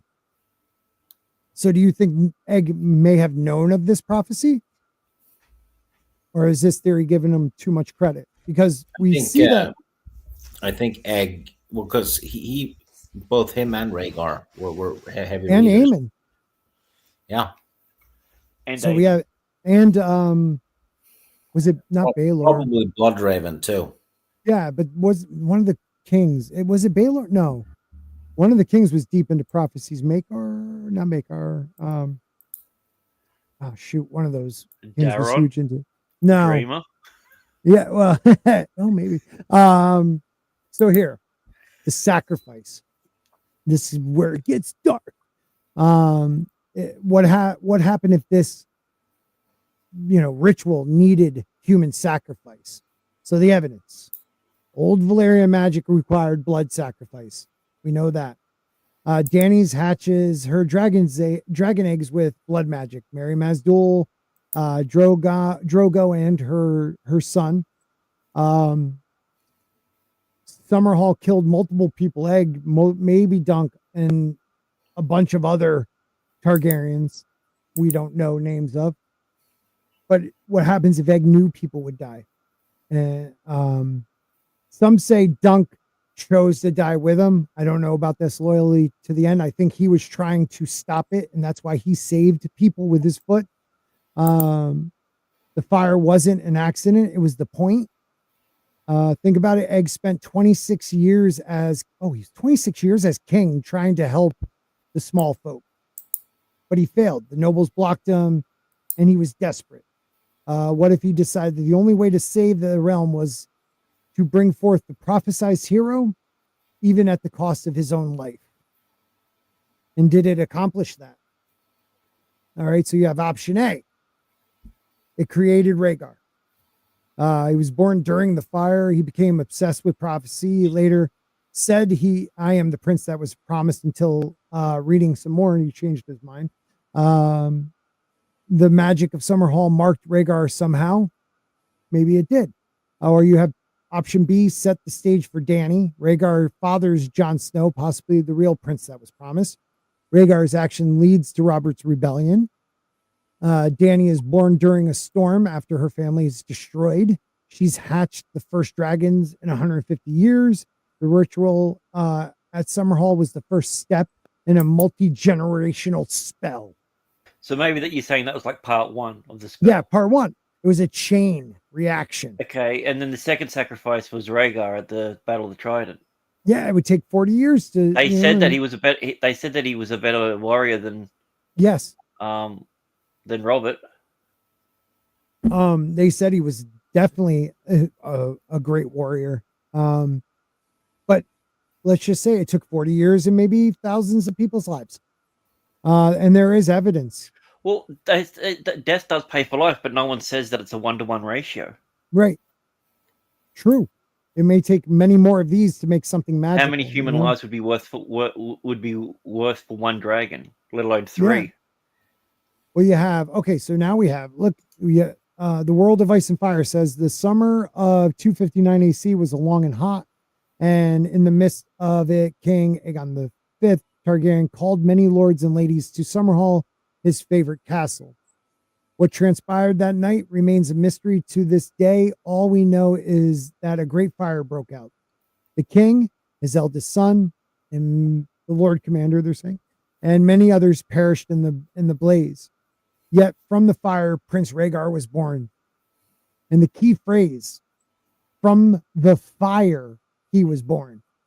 And that's what it says in the World Book. Not during the fire, but from the fire. Like he was born of the fire. That's not normal phrasing. Which is, lends to my theory that Rhaegar was Jesus, because that's an immaculate conception. Yeah. But, and then Jesus died. Yeah. Supposed to come back later during Armageddon, right, as a warrior. Mm-hmm. But there's the Antichrist in between. Right. Right. How old was Rhaegar when he died? Early 20s. Or no, he might have been he was a little bit older than them. So he might have been mid to late 20s. I don't know exactly. He was born in, well, put it this way. How old was Jesus when he died? 33. That's what I thought it was. Rhaegar was born in 259. And when it's Summerhall was 259. And Robert's Rebellion, Rhaegar died when? 23 or 24. That's what it says. He was that young. Okay. Yeah, it'd be 23, yeah. All right. So we have a storm of swords. Dany has a vision in the House of the Undying. She sees Rhaegar holding baby Aegon. He is the prince that was promised, and his is the Song of Ice and Fire. Later, it seems to change his mind and think there must be 3 heads of the dragon. Rhaegar was obsessed with prophecy. Why? Where did that come from? I think it was Summerhall. I'm not thinking. This is theory thinks. They think he was born with the knowledge somehow, or marked by the magic. He was always felt it was his destiny. So Rhaegar was essentially an amalgamation of everyone's abilities, born into flesh. That's why he was so obsessed with it, because he probably had the clearest one, because everyone had bits and pieces of dreams. Mm-hmm. Is that what the theory's saying? Yeah, in a way, he was their deaths marked him with this idea that he will, or his line will be the Song of Ice and Fire. They will be the prince that was promised. So Aegon. So Rhaegar was a little kid, and they said he was like a bookworm. He just like read all day. Yeah. And one day he just puts down the book and says, "I need to learn how to use a sword." Yeah. And just trains all the time. I think the term he said, it seems I must be a warrior. Yeah. So he had to have found the prophecy somewhere. Mm-hmm. You know, like written on a dagger that, you know, use it to. So yeah. So what happened was he was trying to put out a candle, and instead of putting the thing out, he actually put a cat's paw over it, and then he saw this thing light up. Yeah. Yeah. Or I've got another sort of out there theory that could connect to it. That would sort of make sense. They said it was going to be a part of Rhaegar's a part of that line. So Rhaegar sort of could have been him. There's also another prophecy about someone who was being born in that line that was going to be the stallion that mounted the world. Yes. Yeah, I mean, so maybe it's not Dany. Maybe, because remember, right at the end of the thing, she gets her blood moon again. Yeah. Or it appears. Well, you never know. Also, his death Mary transferred it. Mary Masdul said, when will Drogon come back? And she mentioned all these things when east turns to west and everything. Yeah. But when your womb quickens and you can bear children again was another one of the ones that she said. So she'll give birth to her husband. So tragic thing in this theory is, did Dunk know? So they're saying Dunk knew the ritual was dangerous. He tried talking Egg out of it. When Egg refused, Dunk stayed by his side. He died trying to protect his old friend. His death was part of the sacrifice. And why does this fit his character? He's loyal to the end. He always does the right thing. His entire life is defined by choosing honor over safety. But it's also, his life was saved for the price of one prince. So him sacrificing himself brought on the, prophesized prince. And it's not just a sacrifice isn't just someone getting killed in the name of it. It's having to lose something. Like someone might really, if Egg did this on purpose to Dunk and knowing exactly how much Dunk cares for him, that would make it even stronger. Yeah. Because it's more of a sacrifice. And Dunk having the elm tree on his sigil, the elm tree stood firm even in a fire, knowing he was going to burn. It's pretty interesting. And, the three heads of the dragon, this is where it gets a little speculative. The guy says, I think it already is, but why is Rhaegar obsessed with this idea that the dragon has three heads? The theory goes on at Summerhall, three major figures died. Aegon V, Dunk, and Prince Duncan. Egg's son. 3 lives, 3 heads. And it mirrors Dany's sacrifice. Drogo, Rhaego, her son, and Mary Masdul. Blood magic required. Is it equivalent, I guess? But maybe it doesn't have to be, I think, now. But what if Summerhall ritual required 3 royal or significant deaths to work? Egg knew this. I don't think Masdul was a part of the sacrifice. Yeah, I think she was, but she wasn't a major figure. I guess maybe because she caused the death of her son and her. Maybe. No, she didn't. Yeah. She specifically warned not to come in there, and it was Jorah that brought her in. Mm-hmm. And then when Dany started having a go at her and everything, she went, "Well, fuck you then." Yeah. I tried my best. This isn't good enough for you, so I'm just going to start taunting you now. I know I'm dead either way. Right. Yeah. She put the horse soul in Drogo. Well, actually, maybe Daenerys, like I said, died, and that brought back the dragons. But Miri Masdor kept Drogo alive, but like in a minimal way. Right. Yeah, he was like a vegetable, Yeah, you know. just But- wasn't enough because it wasn't a volunteer sacrifice either. right. And like you said, Danny and somebody else going into the tent, no matter what they heard, they were supposed to stay out. But here's another one. Okay, so if Summerhall meant to happen, did it work? So you have the candidates. You have Rhaegar, born from the fire, obsessed with prophecy, dies before fulfilling it, right? Jon Snow, Rhaegar's son, most likely, literally ice and fire combined, resurrected, most likely, fights the others. Danny, the one who actually does bring back dragons, breaks the wheel, most likely doesn't. The dragon has 3 heads. What if the prince that was promised isn't one person? We've talked about this. What if it's a process? What if Summerhall started something that won't be finished until the very end of the main story? It's a long con, you know? The prince that was promised is 3 people, but it's 3 people over 3 different periods of time. Yeah, it could be, the spark is Summerhall. Stage 1, Rhaegar's birth. Stage 2, obsession. Stage 3, Jon Snow's birth. 4 was Robert's rebellion, scattering the Targaryens. Stage 5, and the Danny final hatching stage dragons. is Danny giving birth. Yeah, well, Danny's hatching dragons is stage 5. Jon's resurrection, if he does, is stage 6. So what's stage 7? You know? I don't know. Danny giving birth to her actual baby. Yeah. The actual Drogo's baby. That it wasn't this weird dragon thing that everyone said it was. Yeah. Because she never saw it. Because she was unconscious. Right. But Jorah did. No, it wasn't. Jorah didn't say it was. Mazdul said it was all twisted and everything. Mm-hmm. But he was present. Plus, they would have heard the baby crying. Yeah.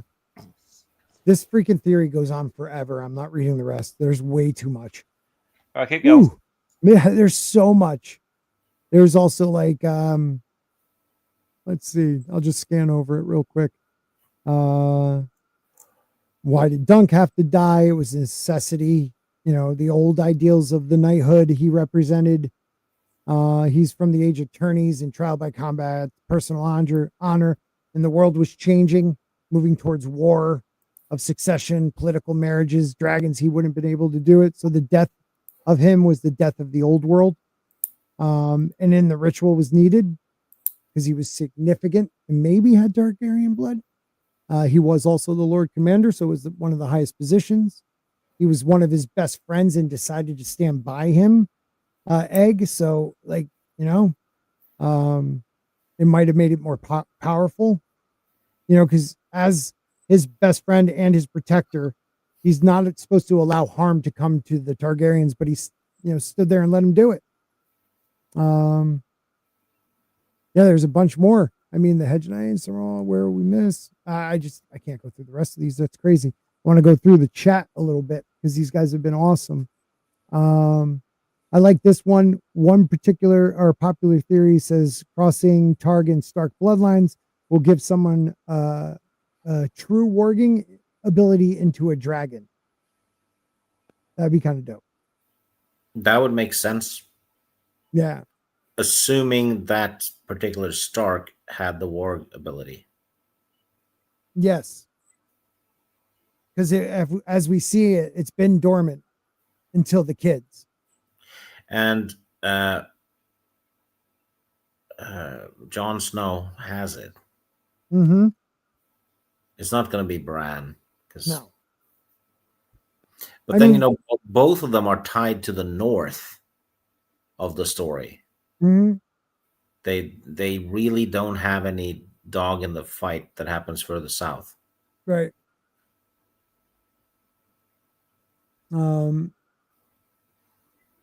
Yeah, where is Jenny? Is Jenny still alive? No, she's probably dead. It's being asked. I want to know. Well, no, Jenny's with Forrest.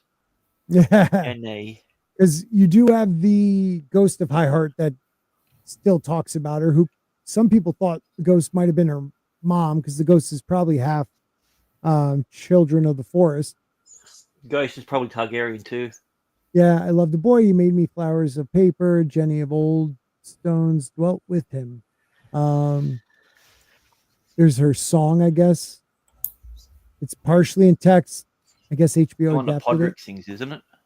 High in the halls of the kings who are gone, Jenny would dance with her ghosts. Has there been any theories that Jenny of Oldstone is old Nan? That would be so dope. Yeah, Oh, I no. posed that really early on. I can remember. Yeah, you did. There was I was about to say that. I didn't remember who said it, but it was you. Okay. Yeah, someone brought that up years ago. That would have been really cool, wouldn't it? Yeah. Yeah.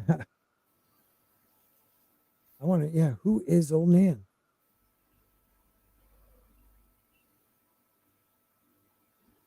All right, let's see what else people have here. Hoster tried to marry Brynden to Mace Tyrell's sister, the one who eventually married Paxter Redwine. Maybe Hoster was freaking boring. Maybe he thought Edmure was a pain in the butt. Yeah, that's true. Oh, here's another thing. Bran was told that he'd never walk, but he'd be able to fly. Maybe that's he'd be able to building fly into a dragon. Yeah, maybe he did say he would fly, but he flies at he's in birds. So yeah, but that's not it, real flying, though. They're actually talking right. about not in dreams. Well, that's what I'm wondering. Like, well, he can warg into birds, Bran. Well, Yeah. Have we ever seen him walk into a bird though? No. Oh no, maybe Nope. He I hasn't. thought he might be one of the crows talking to what's his name? Theon in the sample chapter. I don't know. It turns out he was walking. He walked into a crow, and then he just started. He was trying to talk about corn, and then he got killed in real life. So all the bird kept saying he's corn. Yeah. Yeah. Bran wargs into a pigeon. He's like, "Dad, what are you doing here?" Dude. So I guess someone said because you never know what Brandon old Nan served. People believe it might have been Ned's uncle, Brandon the Breaker. She might have been there even longer. She's old as hell. Old Nan is over 100 at minimum. She breathed. So she's around during this time then. Yeah, I mean, do you reckon she's still called Old Nan, or is she just called Nan? She was alive before the Blackfire rebellions, so but the Blackfire rebellion hasn't happened yet. So no, the first one did. Yeah, Daemon. Go ahead. She was around. She was around before Daemon Blackfire. Then. Yeah. She's freaking super old. Did Daemon like her? Because I mean, that would fit the whole Jenny. Yeah. Old Town. Yeah. Right. She definitely humped. But it's really hard for her to be that when she's Nettles as well. Well, let's think about her stories. They're the Long Night. She talks about the Last Hero, the White Walker's origins. She knows deep lore about the others, cold as the breath of the shadows. The children of the forest says that the crow is a liar. Yes, that's right. All crows lie. I think she said ACAB, all crows are bastards. She talks about the true nature of giants. They all sound kind of like a survivor's firsthand account. Well, yeah, if giants haven't been around or seen for 300 years and she's talking about them like she knows them, that would put her around the time of the conquest. Some people think she's part child of the children of the forest. I think she's just old. First men and child blood.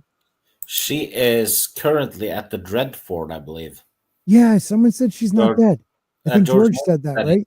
Yeah, she got taken. Yeah, well, I remember when Winterfell gets sacked, the dog, Shaggy Dog, sees a fly off on a dragon.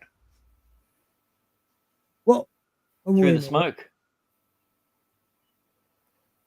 So something interesting about old Nan, think about her. She has near supernatural longevity in life. She has a really deep memory, but it's like knowledge of ancient, events, and she kind of instinctively understanding of magic. There is a part where Bran thinks she sees through him sometimes, even when he's warging, and it's the same reaction Bran has to the ghost of High Heart, who is half child, most likely. She's a secret green seer vessel. She tells stories that green seers would know. Like with the White Walkers, the others are the cold that steals your breath, white shadows with blue eyes. That's exactly how Bran sees them in his visions. Maybe green seers speak through her at times, like a sleeping memory or an echo of like being a woods witch. She's connected to the ghost of High Heart. Old Nan tells multiple stories about Jenny would also know. Both women. They both talk about the rat cook. Yeah. The ghost in her. Brand the Breaker. Unnaturally old, know too much lore or link to prophecy and speak truth behind myth. But isn't Jenny supposedly from the Riverlands?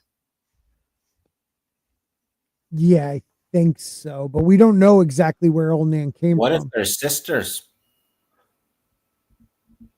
Oh shit, twins. Because they're similar, aren't they? Yeah, Mm-hmm. and some say she might have giant blood. I don't know. Osha tells Bran Old Nan is older than the trees, but also it's a joke, but not a joke, because Nan's size is never mentioned. She may be small, but giants shrink with age. Look at medieval lore, I guess. I don't know. You've also got a minute left before your time's up in the. That's fine. I have the. Okay. Yeah, thank you though. She was present during the fall of the Stark's southern branch. Old Nan mentions the extinction of a certain Stark line as if she remembered firsthand. I don't remember that. Lived through the fall of the Grey Starks, served House Stark before the current branch took over, witnessed the fallout of Northern Civil War. Oh man, I don't even remember the Grey Starks. So some people say, what is Old Nan? Best supported answer, she is a relic of the age of heroes. She's a vessel of ancient memory, possibly touched by green seer magic, living far beyond normal lifespan, serving House Stark for nearly a century that we know of, and holding the true history of the North behind her story. Wait. That's what the TV show says Bran was. That's why the Night King was after Bran, because of everything that you just said then. That's crazy. So the Night King's after Old Nan. Maybe Bran If he is exists. Old Nan. Old Bran. Oh. Well, what if Old Nan is the child of the Night King and that? Oh yeah. And the white. That would make me really damn old, though. But yeah, well, I guess Germ has confirmed she's just a human, but he does imply some of the things Old Nan say should not be dismissed. Of course not. I don't know. That's kind of interesting. Let's see. The Maester of the Dreadfort. Listless is saying she wasn't killed at Winterfell? Question mark. No, Martin has. She's down in this. She got taken to the Dreadfort. That's awesome. I'm gonna double. Is she still alive? She has to be. She's too important, I think. Yeah, she was the princess that was promised. She just completely disappears. You don't hear anything about her. You know who might disappear is Rickon, because a shaggy dog story is a story that goes nowhere. When it comes to writing, that's the term for it. I mean, Davos is already like on his way to pick him up. Yeah, doesn't mean something big is happening. Yeah, he gets down there and Rickon's just gone full feral. As soon as he sees him, he just bites his neck. That's the prologue character. Yeah. Yeah, I kind of think there's going to be a succession crisis in the North. You're going to have Stannis trying to put Rickon on the throne. You're going to have Sansa coming from the south with the Eyrie. You're going to have fake Arya, and some lords are going to think that that's the real Arya. And then you're going to have a resurrected Jon Snow. And everyone's going to be like, this dude, we got to put him on the throne. You know, he's the last. Fake Arya's not there. Her and Theon escaped.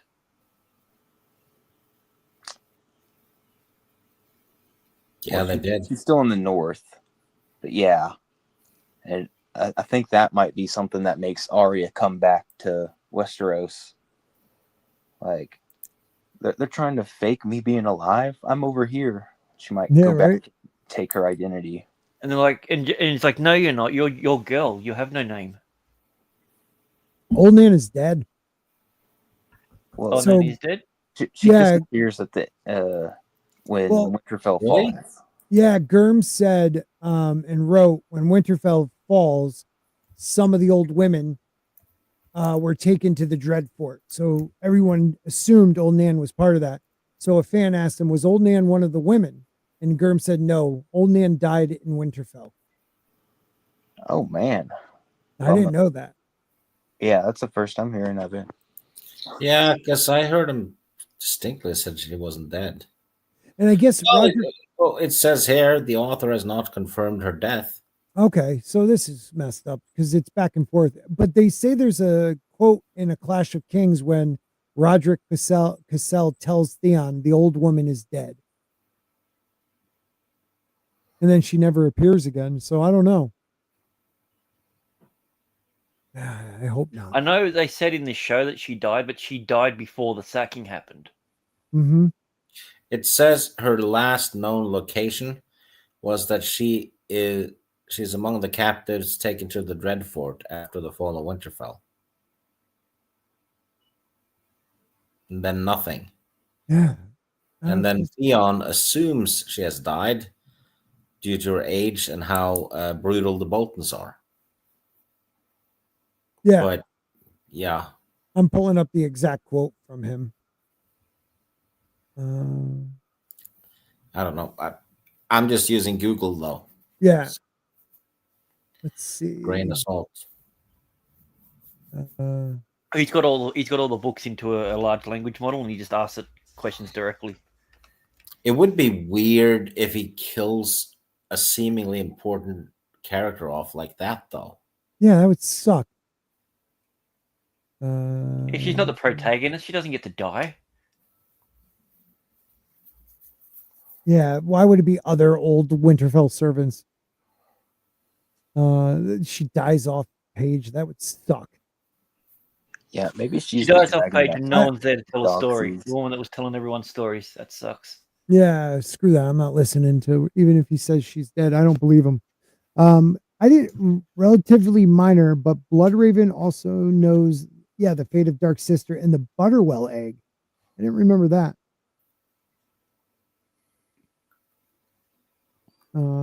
That was insufferable. Yeah, she was. Is that the egg at the end of the third novella? Is that the one it's talking about? I don't even. Oh, for the tourney. Is that the third one with the tourney? Yeah. Oh yeah, maybe. His egg's daughter-in-law. Yeah. Targaryen. The Blackfires were the ones who weren't crazy. Yeah. It's that bastard blood that kept them sane.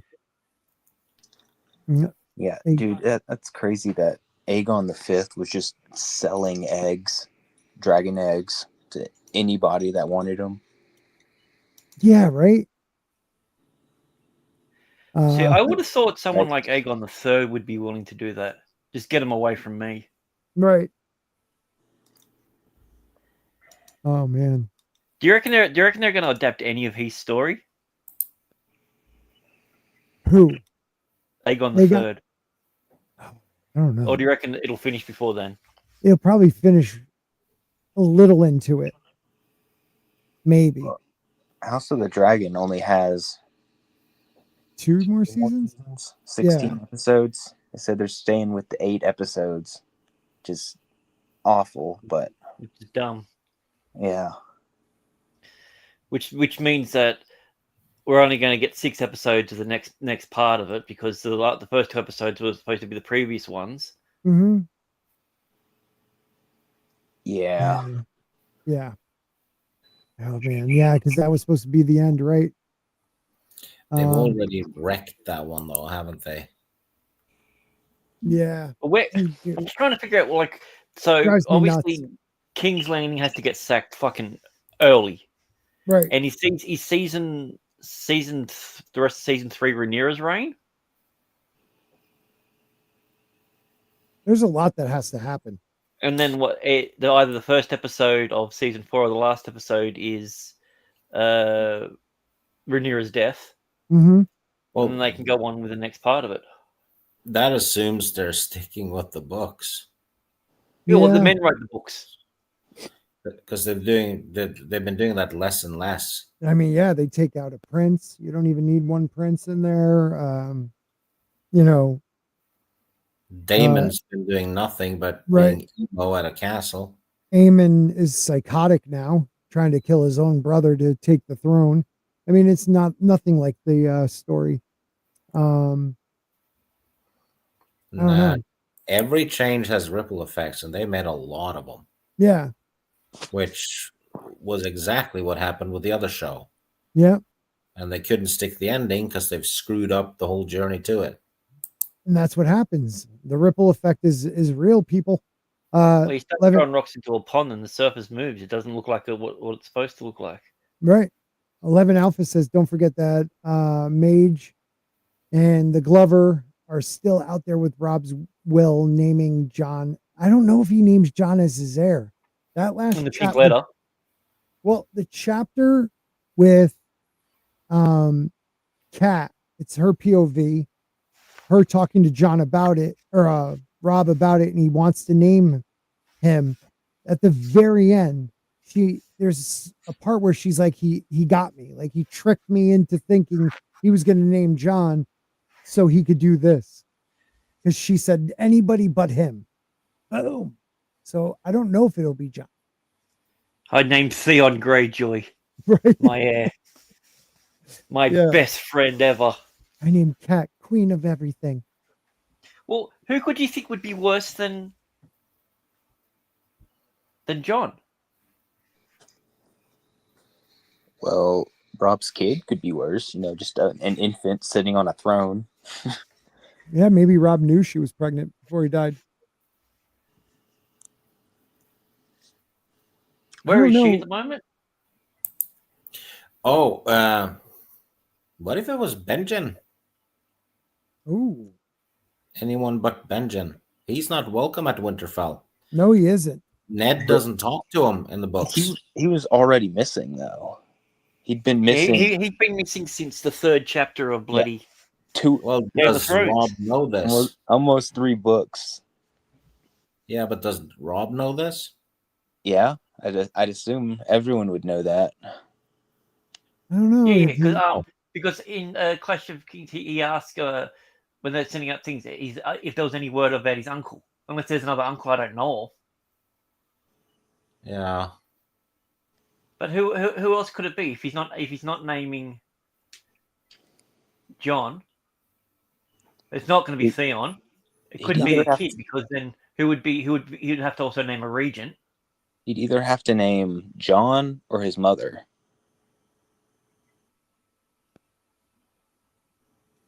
No, let's see. Yeah, they're out of people, aren't they? Mm-hmm. Yeah. It's some kind of weird relative anyway somewhere, but yeah, he believes Brandon. There is one person that she would absolutely hate to be in charge of Winterfell. That'd be Edmure. I think you mean Chadmere, the savior of the river folk. He They is. are my people. They were scared. They were hungry, so I let them in the gate. He's a real hero. And then Cat's line is like, he's always had a soft heart, but I always wonder if his head was softer. I'm just like, you're a heartless bitch. You've got stone heart. And also, when Rob has a go at him for fucking thwarting Gregor, it's just like, bitch, tell me then. What am I supposed to do? My lands are getting fucking ravaged. My dad's sleeping all day because he's high on drugs and dying. My sister's a fucking weirdo. Right? And the other one's in the Eyrie. Who's a weirdo? Yeah, Cat. I was making a play on words. Let's see. Catelyn, Rob's face darkened. My father's blood runs in Jon's veins. The blood of Winterfell. He's my brother. Blah, blah, blah, blah, blah. He beckoned to the maester. Vyman has drawn up the papers, a will. It says that in the event of my death, Jon Snow will succeed me as king in the north and lord of Winterfell. Catelyn shook her head. You cannot. Ned would never. Ned is gone, Rob said, voice raw. I am his heir, and I will do what I must. He looked to the gathered lords. Will you witness my will and seal it? One by one they nodded. Mage Mormont first, then Galbert Glover, then the rest. Maester Vyman set the parchment before the king, and Rob signed it with a direwolf seal of House Stark. It is done. I don't remember that. I, for some reason, thought there was like something else going on there. So it's no misdirect. He says it out loud. I don't remember him saying it out loud. You know, it's in the very first chapter. I think it's the Ned chapter or Catelyn. Mm-hmm. Ned mentions Ashara Dane. And Catelyn says, "Don't mention that name." She gets pissed. Don't mention that name here ever again. Or something. Ned gets pissed. Yeah. Yeah. So, I think that's Jon's mom. You know, it could be. I like that theory. It makes sense why she killed herself just after they got married. Yep. Did she? No, I don't think so. No one. Body. I think she's with Howland Reed. Right. They say she threw herself off, but then they name the nickname of one of the Lord of Starfall is Ned. You know, they named him after Ned Stark in a way. I don't think his name is Eddard. Name them after the person that killed your greatest warrior, and then your heir. Yeah, exactly. Call him Edric Dane, but they call him Ned for short. Yeah. And he knows all the stories of their love, so like, didn't you know your dad was in love with my aunt? I feel like George is so good at laying it on thick to make you believe one thing, but absolutely telling you right out on page, this is what happened, but I'm going to make you think it's this. He also said it straight out that King's blood is blood from old Valyria. That's in the first Daenerys chapter. So, boom, boom, right? But the timeline of Ned and Ashara Dane fits like a glove. Yeah. Oh God, yeah. Yeah. Yeah. Wasn't he with her in the Eyrie? Yeah. And then he leaves, and it takes him a while to get back to, like a month or something, at least, to get back to Winterfell, call his banners, go down to the Tullys, get married, and then he heads off. So yeah, plus she could have been pregnant when Ned was forced to marry Catelyn, and Ned, being the honorable guy, would do it. Yeah, he had to. They needed that army. The Order of the Green Hand, they have a really good theory. I freaking love those guys. I wish they were still making videos, man. Yeah. Shout out to them. But they said that Ned sneaks out of the Eyrie with Ashara Dane and sails up to White Harbor, and then they secretly get married. Then he... They say it's because it's supposed to be like the captain died and just Ned and the daughter make it, Yeah. but it could be that it wasn't the daughter, it was her. Yeah. So hold on, I'm gonna And they put say their channel up here. Holster Tully says that, oh, because you got married in front of the Godswood, the Weirwood tree, you're going to get married to my daughter in the Faith of the Seven, because I don't think it counts. Right. And that's the dishonorable thing that Ned did. I think that's a really cool theory. Yeah. Where is it? Let me filter this. Their channel is awesome, Maybe guys. that's why he keeps sitting in front of the Weirwood tree too. Yeah. So melancholy thing. Oh, don't tell me they're not here anymore. Please no. It's the Order of the Green Men, right? The Green Hand. That's what I meant. The Order of the Green Hand. I swear that's the name of their channel. Yeah. It's one of the, I don't see it. Hold on. Where is it? Come on, guys. Don't you leave me now, because I haven't watched their videos in so long. It will be like watching them again for the first time. They're like one of the reasons I started a channel, because I loved their theories were out there, but they always had great evidence.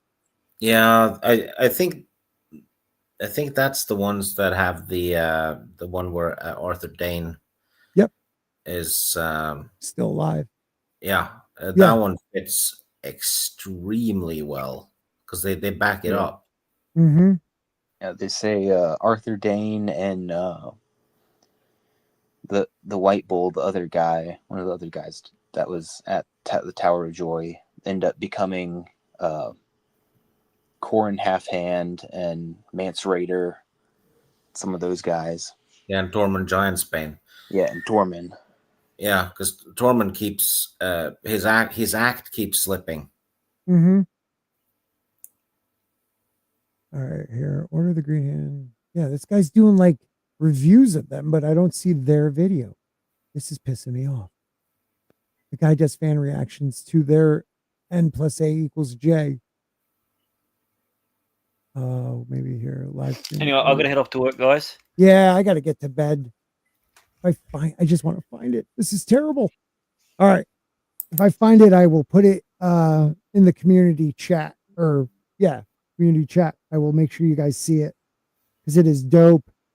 But thank you guys for. We should do an episode where each of us presents a theory, and then the other ones either try and shoot it down or confirm it. Okay. I kind of like, what was the theory I came up with before? Oh, it's about the Witcher. No, it was something else. What was I saying that it shot into my head? I was like, this is it. I'll figure it out. All right. Thank you guys for being here. Guys, make sure you subscribe to Mason. If you are not subscribed, please, for the love of God, Free Folk of the Fandom. Thank you. Sorry. Bye, Mr. Grant Gregory. Love you, buddy. Mason, tell me your handle again. Yeah, guys, just search up Free Folk of Fandom on YouTube or X, Twitter. Yeah, just give me a follow if you like me and like what I do. If not, no worries. You're the best, man. There one day. Well, thank you for being here, and Stig, thanks for staying up, man. Oh no, it's fine. I appreciate it. Oh, I may have found it. Oh no, I don't think they have a channel anymore, guys. It's gone. No, I think I have them bookmarked. I just did a link from In Deep Geeks.